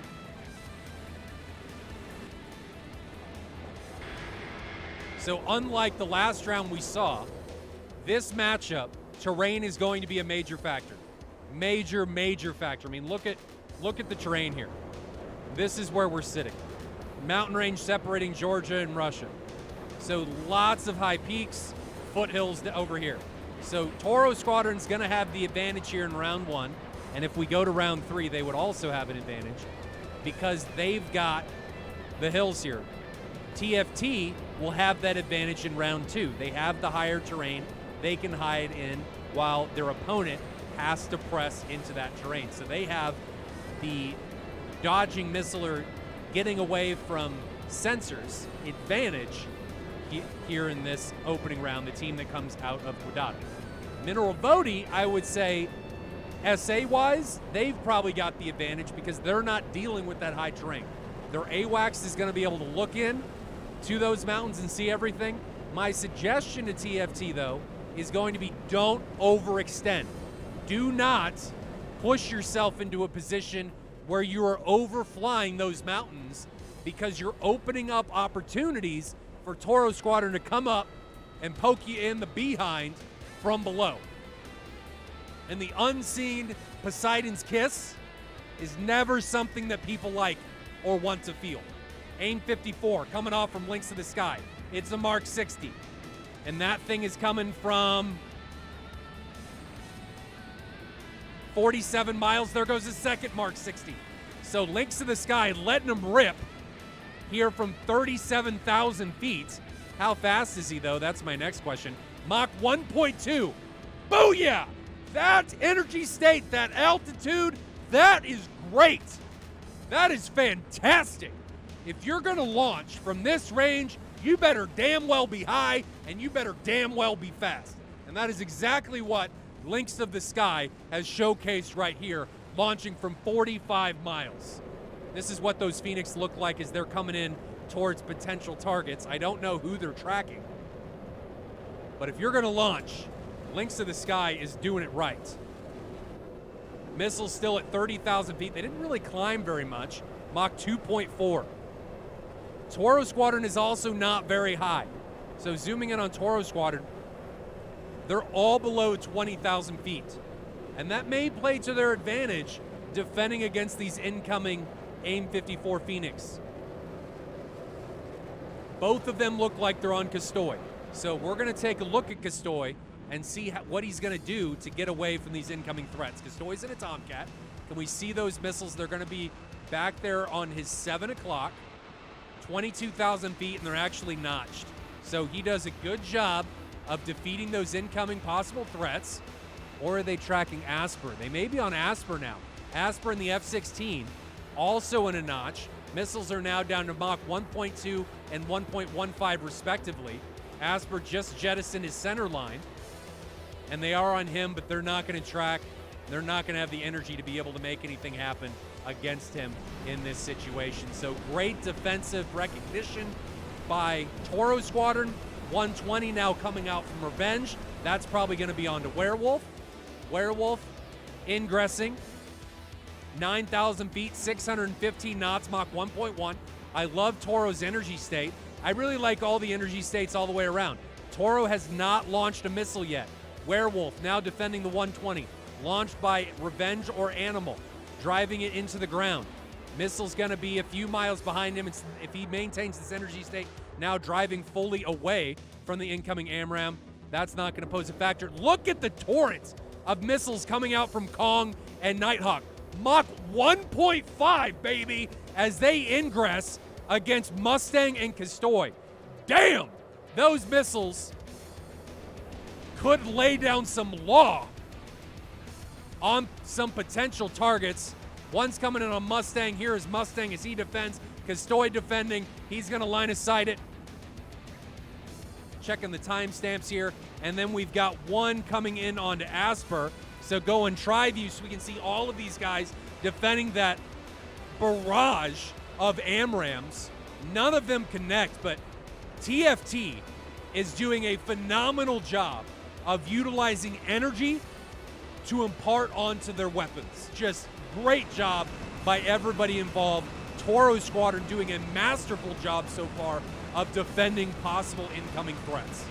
Great job by both teams so far as this match continues to unfold. Mustang, we're going to come back to him. Mustang in the F-18 still has 10 sticks, 120s, and 2 of the baby sticks, the AIM-9s, on his wingtips. He is at 11,000 feet, 460 knots. He is the lead combatant for Toro Squadron. 120 now off from contrast. Here's that 120. Looks like it's going to be on to, no, it's an AIM-54. That one's on from Links of the Sky. That one's going to be onto Asper, so we're going to grab that one as it barrels in onto Asper.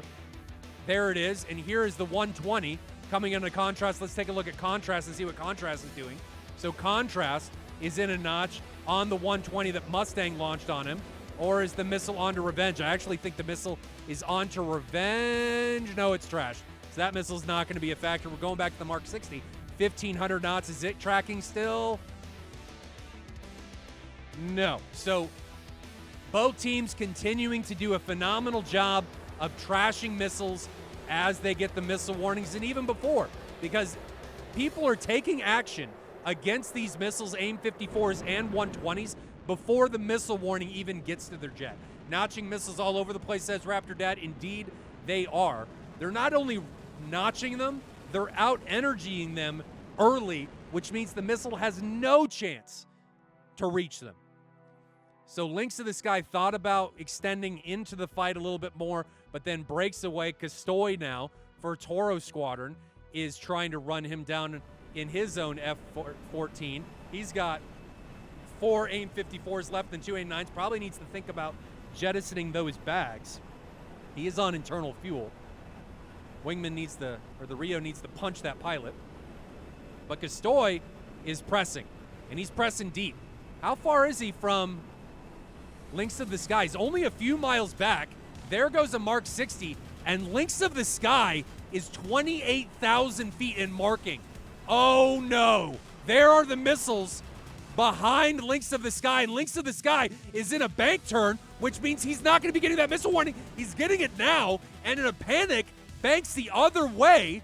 No chaff coming out of his jet. This is not something you want to see if you're Lynx of the Sky or his Rio. Big old telephone poles on boost stage, now coming off 2 miles away, 1 mile away. Face smile, here it comes. There it is. Lynx of the Sky gets obliterated, and Castoy, my man, with the recognition.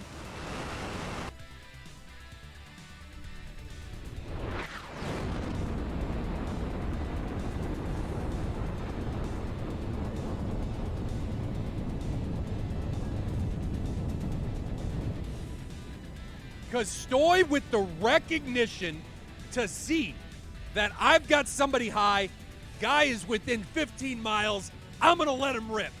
And as Rio pushed the damn button, there they go, and they ramrodded Lynx of the Sky. Great shots by Lynx of the Sky early, but when you're that high against a low to high Phoenix, you're dead. You're dead. And now we got 120s coming in from Nighthawk and Kong. They weren't as fast this time. Nighthawk was at like Mach 1.3. Aspar doing a great job of notching. Here's Aspar. He does have a link pod on his jet, or TGP to be able to see. So one of those missiles, he notches that. Another one coming in onto Mustang. He is also notching. Look at the confidence in these guys notching. No disparity. Mustang now recognizing he probably was late getting the missile warning. Now breaking away. Hey, I can out-energy this. Diving down, he may be able to try and align his sight it. Nah, he's just going to out-energy it. And something else I want to point out, no chaff. Mustang's not dumping chaff in this situation. What could the TBGP be before? You can slave it to your target, your air-to-air lock, and see missiles come off the jet.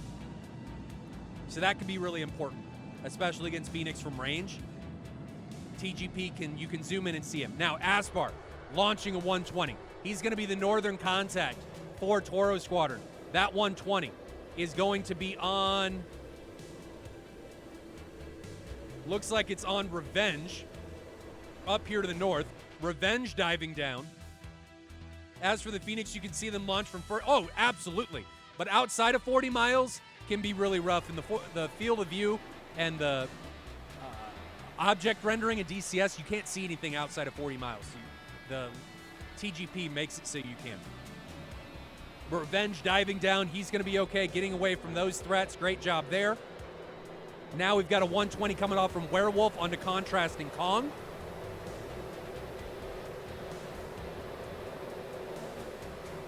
Mustang launches another missile. Mustang, pull up! Pull up! He tries to pull out the air brake. I don't know that he's going to make it. Oh, no! I thought it was going to be close, but it's not close enough. And Mustang equalizes everything. It is now 5v5. So Castoy took down Lynx of the Sky, and the ground checks another one on the belt for itself on its massive kill-to-death ratio.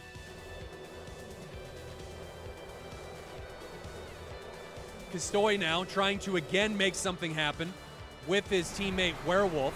Castoy's got 2 AIM-54s on his jet and 2 AIM-9s. He's since gotten rid of the wing tanks, like he was listening to me from the future. Castoy's sitting at 9,000 feet, 470 knots.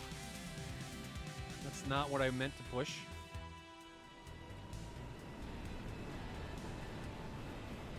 Animal now coming in from the north. Animal's got 4 sticks left on his jet.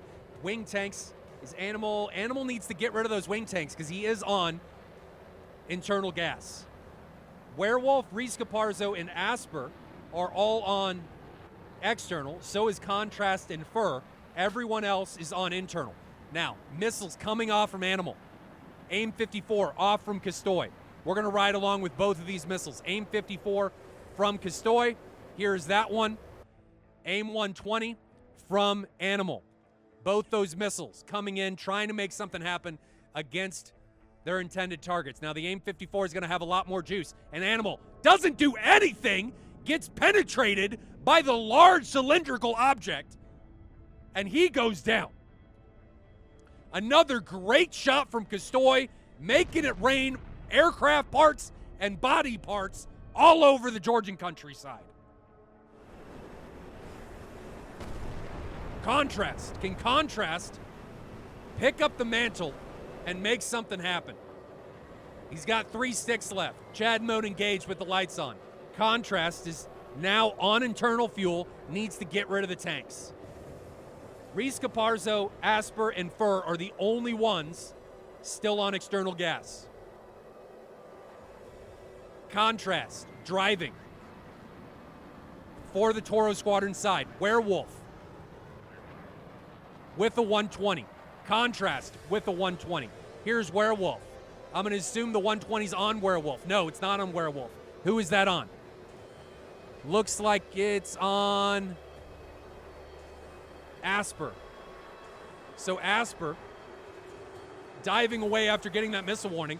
Contrast not doing anything on the flip side of that. Here is Contrast coming off a split screen because Asper is going to be A-okay getting away from it. And Contrast actually turned around, so he's going to be fine getting away from that. I thought he was still driving headlong towards the incoming missile. Kong, meanwhile, launches multiple 120s on his F-15. He can't have many left. How many does Kong have left? He's got 2. So Kong has 2 AMRAAMs remaining on his F-15. The other F-15 Nighthawk, he has 4. Fur has picked up and recommitted, launches an AIM 54. We haven't seen many AIM 54s out of Fur. Here is one. That one's going to come up onto Revenge or Kong. Looks like it's going to be onto Kong. Revenge banking through. Kong banking away, and the missile's not tracking anyone now as it plows through the TFT line with no one in sight. Revenge, after notching that AIM 54, comes straight in. He's got the 2 wingtip missiles left, full clean from fuel tanks. Head on with Reese Caparzo. Reese Caparzo's they're about co-altitude, but Reese Caparzo's still got external fuel in the tanks. Does Revenge see him? I don't think so, because that missile's actually coming off onto Werewolf. Werewolf launches a 120 from 18,000 feet.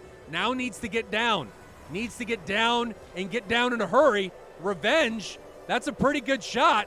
Werewolf is in a bit of trouble as he got caught with his pants down a little bit at 18,000 feet, but I think he was fast enough and quick enough on the trigger to be able to pull over and into that vertical split S that he's going to be able to get away from it, and Revenge is going to be doing just the same. He's going to drive away from that incoming AMRAAM. He is fine. So we've settled into not much happening for the past few minutes. Revenge continues to be the most aggressive for TFT. Toro Squadron's been maintaining this line quite well. We're going to go back to Revenge. Revenge has 1 AMRAAM left on his right wingtip. He's trying to make something happen with his wingman of Contrast and Castoy. Or not Castoy, Kong, excuse me. So Revenge is low. Contrast is at 10,000 feet. Kong, 4,000 feet. Revenge looks like he's coming in onto Asper. We've got a head-on situation between these two. Does Asper, I don't think Asper sees Revenge, and I don't think Revenge sees Asper. Contrast sees Asper. Asper's on the left of the screen, 120 from Contrast, and defending against that 120, I think is going to force Asper right into Revenge, lurking low, and I don't know that he's going to see him 5 miles out, 120 out from Revenge. Asper is in a world of trouble defending multiple missiles from multiple different directions. Asper, I think you're dead, brother. Missile loops over the hill and pummels Asper. He goes down. Great shot from Revenge and Contrast, forcing Asper right into Revenge's grasp. Asper gets obliterated. Now a 4v4. TFT able to equalize the playing field. Missile 120 from Kong onto Reese Caparzo. Reese is again low. Reese is still on internal fuel, just cruising around. Not in gate, drives that missile into the ground. Nighthawk, meanwhile, over to the right, launches onto Fur. Fur in the F-14, trying to get low. He's still got 2 AIM-54s. Needs to get rid of those wing tanks, or the belly tanks. There he goes. It's like he's listening to me or something. Reese Caparzo now, kind of flanking in front of Kong. We're going to go to Kong and see what Kong's got going on in the F-15. Here is Kong, flying low in the valley. He's got 1 AMRAAM left on his jet and his 20 mil. That's all he's going to have left. Kong really being aggressive here. Driving in on Reese Caparzo. Castoy up to the north, launching an AIM-54. Here's that Phoenix. That's going to come up onto Contrast, I think. Contrast, low, 5,000 feet. Can we see Contrast yet? No, we can't. Missile, he's going to be at like the missile's 2 o'clock, low. There he is, 6 miles away. Missile still pluming that boost stage, 4 miles. Contrast trying to notch it, 3 miles, 2 miles, 1 mile. Goodbye, Contrast! So Castoy, with another kill, takes Contrast to Plowtown. He goes down, and now Kong is getting in here deep. Kong is in here really deep, unsupported. He's got Werewolf on his nose. Reese Caparzo is going to be a little bit further out from that. He's got 1 AMRAAM left. Werewolf is 4 miles out. Castoy, the F-14, having a hell of a round. No AIM-54s left. He's got the 2 AIM-9s, though. Flanking in front of Kong's nose, right to left, 7 miles away. We can see Castoy over there, 7.2 miles. And now we've got Werewolf, 4.3 miles. Kong turning onto Werewolf and Castoy. 120, that's the last one out from Kong. Reese Caparzo, meanwhile, trying to turn in onto the 6 of Kong. 120 from Kong. Did that hit Werewolf? I don't know. I saw it disappear. It may have got line of sighted, but Werewolf is still alive. And Reese Caparzo, with 5 sticks and full gas, is running down Werewolf, and Werewolf is flanking from left to right in front of Reese Caparzo. Kong, and we're going to take a look, split screen here. I'm going to put Kong on here, 120 now out from Reese Caparzo onto Kong. Werewolf is merged with Kong. Oh, Werewolf barely skates over the valley. Reese Caparzo just took down Werewolf. So Kong didn't even need a missile. Reese Caparzo took him out. Kong now merged with Castoy and Reese Caparzo.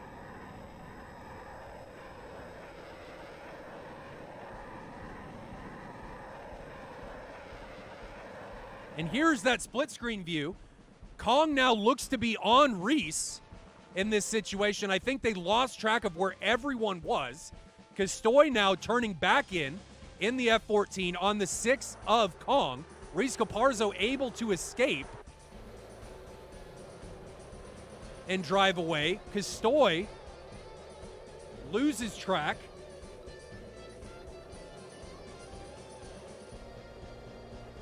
And I'm going to put TriView up here so we can keep track of everything that's going on.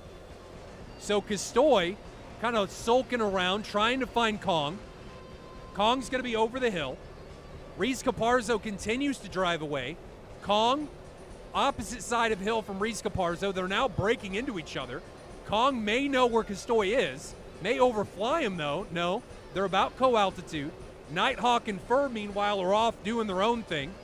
No factor there. So these guys are low in the mountains, not able to find where one another is, continually banking around, hoping that one of them pops up right in front of him.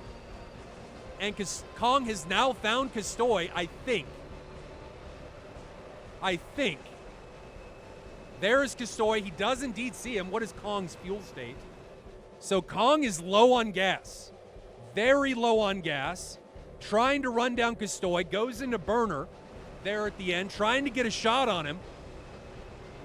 Taking a look at Kastoy. He may have M61. I don't know that he's locking him up. Here it comes. He's gun out.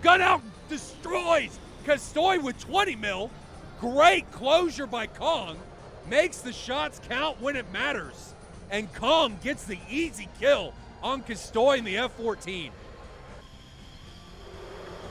This is how everything looks right now. Reese Caparzo and Fur, having known where Kastoy was, are now headed down to Kong, and it's now a 2v2. So Reese Caparzo with a ton of gas, Fur with a ton of gas, Nighthawk and Kong not with a lot of gas. But we're going to ride along with Reese Caparzo. He did friendly kill Werewolf in the merge. That was really unfortunate. I don't think it was intentional. Reese Caparzo now baking away from Kong. Was Kong see where Reese is? He might. I think he does. So 6 miles in front of Kong is Reese Caparzo. Reese Caparzo dragging Kong. Meanwhile, on our third camera, we've got Nighthawk trying to come in on the side of Fur. But the person I think we actually need to watch is Fur trying to come in on the side of Kong. And he's got some AIM 54s left. So if Fur is able to force Kong into a defensive position, allow Reese Caparzo to recommit, we could see a 2v1 situation. But Fur has got to climb and has got to figure out where Kong is.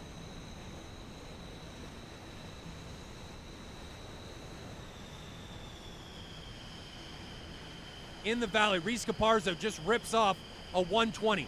That 120 is going to be coming in on a Nighthawk. Reese Caparzo, we're going to stay with him for a moment. Oh, barely gets away from that 120. Nighthawk, there, gets slammed by the 120. So Reese Caparzo defends and takes down Nighthawk. We're down to a 2v1, ladies and gentlemen. Reese Caparzo and Fur against Kong, and Kong is almost out of gas. Let's take a look. Kong has just barely a bit of gas left in the tank. He's floating. 86% engine RPM, trying to run down Reese Caparzo and Fur. Something else I should point out, Kong has no missiles. None.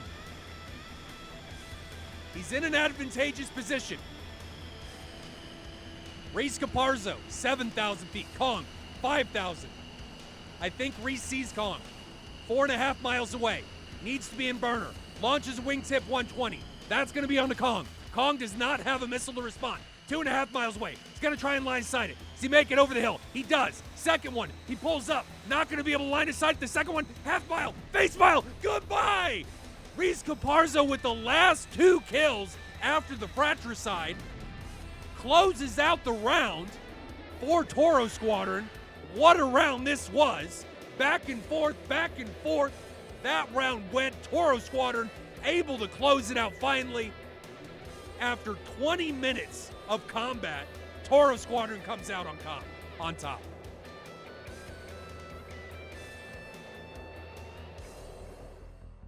What happened there in TAC View? Man, a lot happened. A lot happened. Good gravy. Backing up 27, somewhere in here. Okay, so first off, Links to the Sky pulverized by a large cylindrical object. He just gets caught too high, too close to a Tomcat, and that is never a place you want to be. So Kastoy gets us started. Mustang then flies into the ground. Beep. Goodbye. Mustang was in here. He goes down. Kastoy then takes down Animal. Another AIM 54 kill. That's 2 for Kastoy. Revenge takes down Asper. Kastoy then able to take down Contrast. Custoy got 3 kills. 3 kills! Making the Tomcat reign supreme. And then after Custoy takes down Contrast, Reese Caparzo takes down Werewolf, launching into the merge. Don't do this. It's bad. It's bad. And this, you'll see why it's bad right here, because Reese Caparzo trying to take down Kong, takes down Werewolf instead and makes Kong's job easier. Much easier. So just hard lock him. Put an STT, try and force him off, allow Werewolf to recommit or break away. Don't launch into a merge. And then after that fratricide, Kong takes down Custoy, guns only. Right here, able to get the closure. Probably stayed radar off for a while. Rips Custoy's F-14 apart, and then it's the Reese Caparzo show. Goodbye, Nighthawk. Goodbye, Kong. And that is all she wrote for round 1. Toro Squadron against Task Force Trident in this Gold League 6v6. Toro Squadron's up 1. Sorry, guys. Was texting my wife. But we are in round 2. Task Force Trident against Toro Squadron. Gold League 6v6. Guadada taking on Mineral Voti. And what a round it has been so far. Tons of action in round 1. Guns kills, fratricide, Phoenix. Everything was showcased, and we got more action to come. We're here in round 2. Does Toro have what it takes to take us out in 2 rounds, or is TFT going to come back? We're going to find out. These guys should be taking off any moment to get us really started here in round 2 for match 2 of the day. If anybody missed match 1, I highly suggest you go check it out. VOD will be up after the completion of this match. Unfortunately, unlike YouTube, Twitch does not have the ability to rewind. But Links to the Sky is leading us out. And then we've got Fur and the rest of the Toro Squadron boys taken off from Mineral Voti. So we're going to put these guys on split screen so we can see them both. But this round, this matchup could really go either way. We could see around round 3. We may not.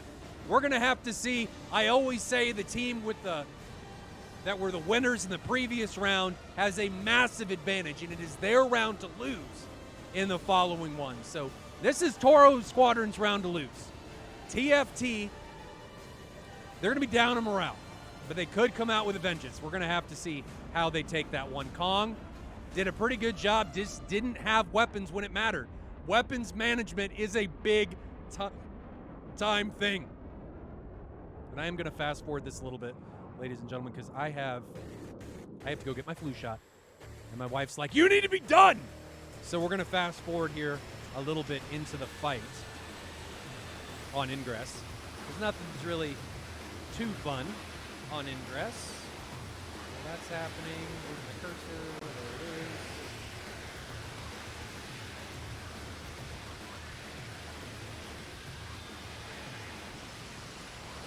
Bring up the overlay.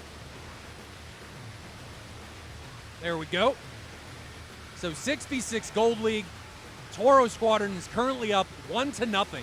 And in all honesty, they could have very well just blinded their opposition with these kick-ass liveries that they've got going on their jets. I mean, look how bright that thing is. Look at that. TFT looks like they're going to be the ones closest to bullseye as this fight gets going.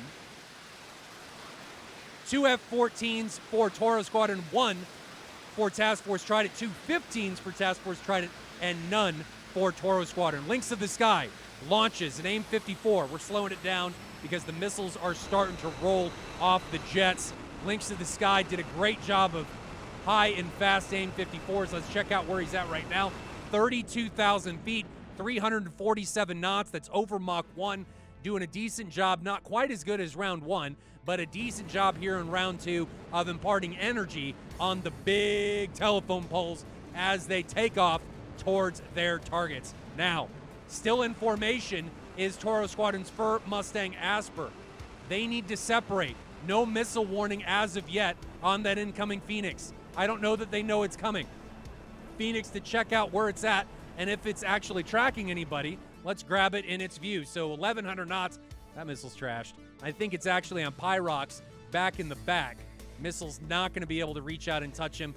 Great defensive flying by Toro Squadron. The lead 3-ship element recognizing that, hey, that missile's not on us. We don't need to do anything. So they continue to stay together 23,000 feet or so. I think. Are they all here? Yep, there's Mustang and Asper back there, all about 23,000 feet, driving for the eastern southern flank of Task Force Trident. Meanwhile, Kong and Nighthawk in the F-15s have broken off for Task Force Trident up here. So Nighthawk and Kong are off on their own, maybe trying to get some high energy shenanigans from the northern side of the bubble against Toro Squadron. But as it's shaping up, this may very well end up being a 4v6 because Pyrox and the trailing 3-ship of Toro Squadron are also heading south. So 4v6 and being outnumbered in general is not something that you want to see. The more aircraft involved, the quicker things can deteriorate. AIM-54 coming off from Fur. Second AIM-54 off from Fur. Here's Fur launching those big old telephone poles. We can see him taking off. Castoy, the man with 3 kills from the last round. I don't think Fur got any in round 1, but AIM-54's barreling in towards Revenge, Contrast, and Animal. Revenge diving, probably getting a missile warning from those incoming Phoenix. We can see them out in the distance. They don't look like they're tracking Revenge. Animal, meanwhile, is he defending? Animal's going the opposite direction, so it looks like those Phoenix are not tracking. Can we see the missile trails? So they're off boost. Missiles are not tracking. They're going to split the difference between Revenge and Animal. Not a bad shot from Fur, but I'd like to see him get closer. Launching from that range against this level of pilot when they're this close or this low to the ground, they're too easy to get away from. And we've seen this in the last round that both teams are really good at defending. Revenge now. Immediately after defending the incoming AIM-54, picks it up, launches a 120 up at Asper. Aspar launches a 120 in response. Here's he, diving away. Both these guys are going to have to defend here momentarily. Aspar diving for the dirt. Revenge breaking away. Asper doing the same. Both these missiles are now passing one another. Not going to have anywhere near the amount of energy needed to reach out and touch who they're trying to run down. Toro Squadron is much closer together here. Much, much closer together.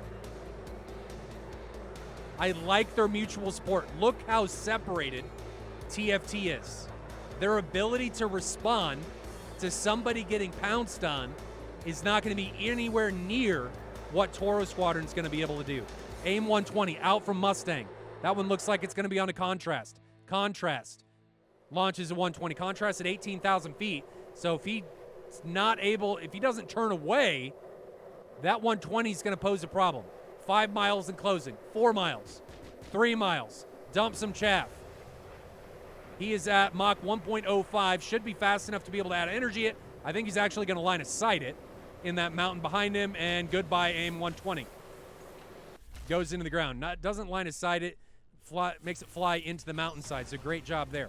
Now, AIM-54 out from Castoy. That one's going to be coming in onto Kong. Kong up to the north in the F-15. Nighthawk, meanwhile, up to the north, further north than Kong, launches a 120 trying to push Castoy and Mustang off. AIM-54 is going to be over there on the left. Not sure what that is. That may be another AIM-54 that already passed Kong. AIM-54 is down to Mach 2.5 as it's now on the 6 trying to run down Kong. Kong puts it on his 6. Full cold. He should be okay. AIM-54 now coming on Links of the Sky. I just saw that one, and Links of the Sky did very well or got very lucky to get away from that one. So both teams posturing, no one wanting to overcommit. Castoy launches another AIM-54. This time it's on Nighthawk. Nighthawk responds with an AIM-120 of his own. Nighthawk, 18,000 feet. This could be bad for Nighthawk. Nope, actually Castoy doesn't guide the AIM-54 all the way to Pitbull, and it is a lost dog out here in the wilderness, and it's not tracking Nighthawk. So Castoy had to defend against the 120 that Nighthawk launched. It allowed Nighthawk an easy time defending and not even really having to defend at all against the incoming Phoenix. Pyrox now launches an AIM 120. Fur close behind him. Is he going to launch an AIM 54? Revenge launches one. Revenge, 23,000 feet. Prime Phoenix target. He is over Mach 1, Mach 1.2, so he's going to have the ability to defend quite rapidly. He's now getting a missile warning, and that's going to be the one launched by Pyrox. He's running away from that one. He should be okay. The 120 launched by Revenge onto Pyrox isn't going to go anywhere. But continuing posturing, nothing developing, nobody overextending. I have a feeling when one thing happens, things are going to go in the toilet for that team. As soon as somebody on a team dies, things are going to rapidly deteriorate for that team. Whichever team it is, how this match is going, it is going to be a domino effect. And things are just going to happen. One domino is going to fall, and then they're all going to fall. Which team is going to have that first casualty? Who is going to screw up first? Who is going to die first? AIM 54, now out from Fur in the middle. Riding along with it. Here's that AIM 54. 1,500 knots. It's actually headed, oh, it's on the boost. I thought it wasn't. That was kind of weird. But AIM 54 headed up to the north. It is on no one. So the AIM 54s have not been anywhere near as effective as they were in round one. They are just out with dreams and ambitions of becoming satellites and one with the cosmos. Climb up, up, and away, and then never to the ground will they come again.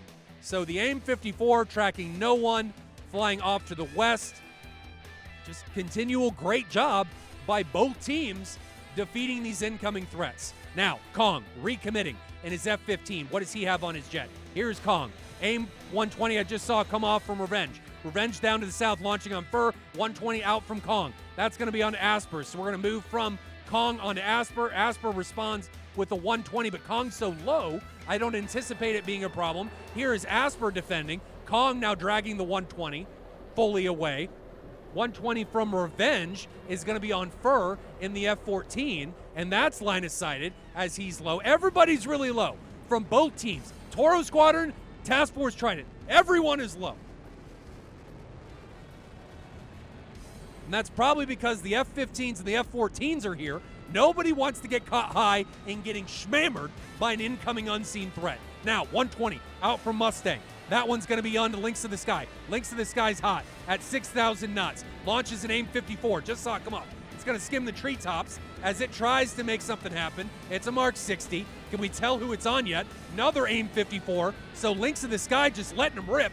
And one may be on Castoy. If Castoy is on, oh man, he's doing a really low split S, but it's in a valley. He's going to be a line of sight. Great defensive maneuver by Castoy. I love that.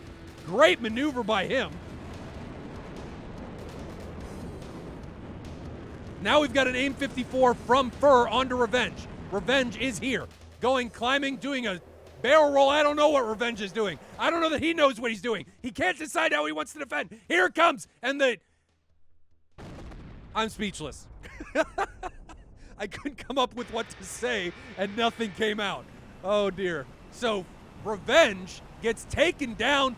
Fur makes the telephone pole connect with its target, and I have a feeling that things are about to go poorly for Task Force Trident. Fur then reconnects with this team. Now we're going back to take a look at Kong. Kong up here to the north in the F-15. F-15 for Kong. He's got 3 120s left on his jet, dumping some chaff. 120 onto him from Werewolf up to the north. 120 from Kong is going to be on to Asper. Asper in the F-16, line of sighting that incoming AIM 120. Can we see it? There it is. 1.7 miles away, line of sight. Whoop. Does it work? Does it work? Does it work? It's going to be close. It's jogging.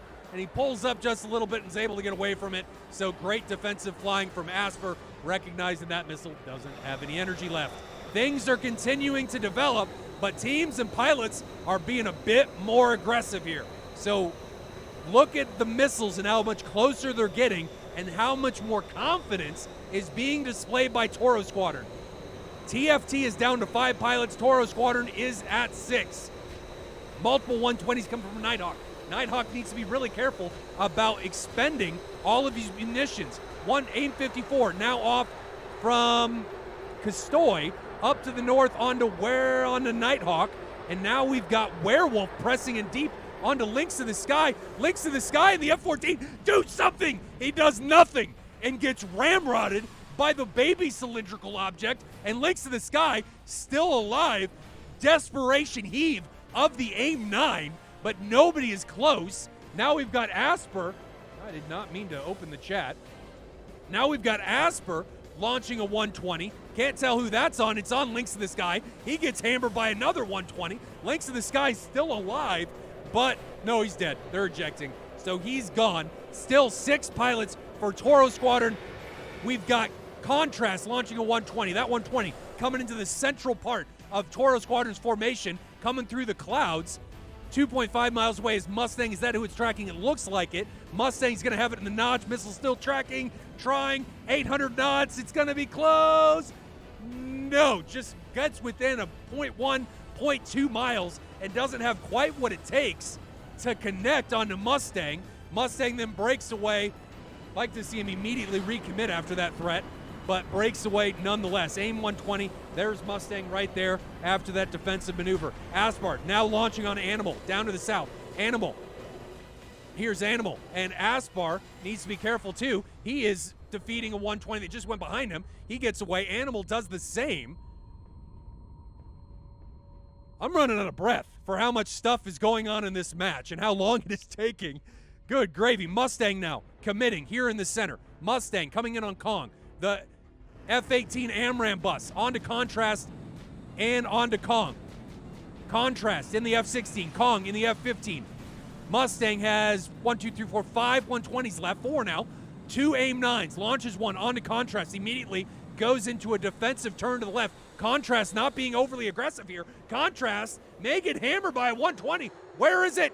Line of sighted. So that got close from Mustang. Mustang then able to line of sight the missiles coming onto him. Going back and looking at Mustang. Mustang, after line of sighting those 120s, immediately recommits in the gorge. Contrast doing the same. Going to split screen here. Mustang seems to see where Contrast is. 2.5 miles away. Mustang on the flank of Contrast. Bad news for Contrast. As Contrast launches on Aspar. Aspar isn't a factor. Contrast gets deleted, and we're going to go take a quick look at Aspar. Aspar's going to have to defeat an incoming 120. Here is Aspar, drives that one into the ground. Mustang able to get away. Werewolf now. Where's Werewolf? Up here. 3 aircraft remaining. We've got Animal, then we've got Kong, and I'm going to put them all up here. And then we've got somebody up to the north.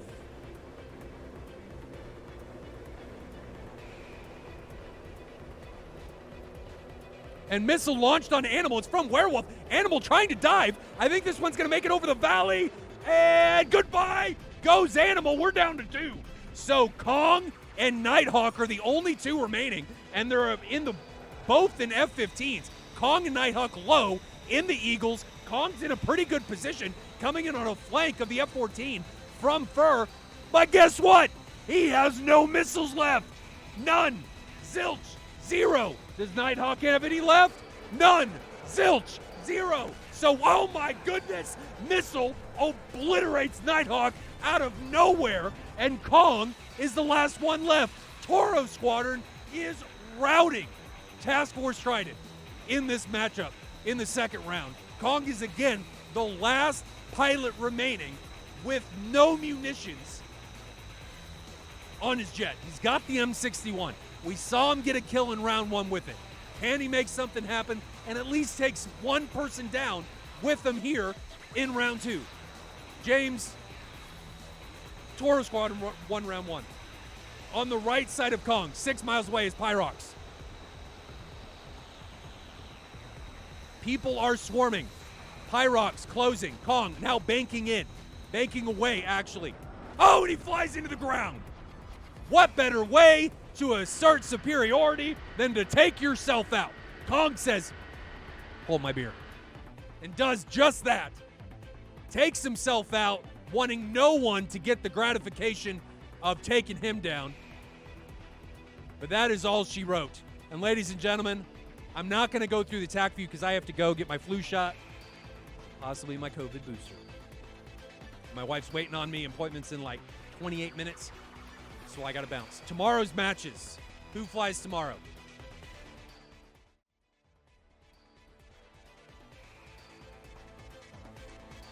Tomorrow's match. We just got through Toro Squadron and Task Force Trident. That was a 2-0. Cobra Squadron and Sharpshooters. That was a 2-1. Tomorrow's match is going to be Harpia against Taw. I'm not sure what's going to happen this weekend, ladies and gentlemen. I may have to push those matches to later in the week. I usually don't want to do things on the weekend because it's family time, so don't anticipate Saturday matches, okay? So I'm supposed to do Nemesis Haw against 406 and Bravo Squadron against Taw, but anticipate those matches more than likely happening on the 16th and 18th, respectively. All right, so tomorrow's match, Diamond League 6v6, Harpia against the defending champion Taw. Gonna take place tomorrow, 1700 Zulu. Be ready for more DCS SATAL 2021 action. My name's Moltar. Thank you for joining us. If you haven't followed us already, make sure you do it on all of our social media. I try and post on Twitter before every match with the supercut to get you guys all ready to go. If you want to check out the VODs, check out DCS World Events on YouTube. And don't forget to follow us here on Twitter so you don't miss any of the live streams. Hopefully I'll see you guys all back tomorrow. Again, Harpia against Taw. Stay safe in those virtual skies. Until next time, have a good one. See you guys later.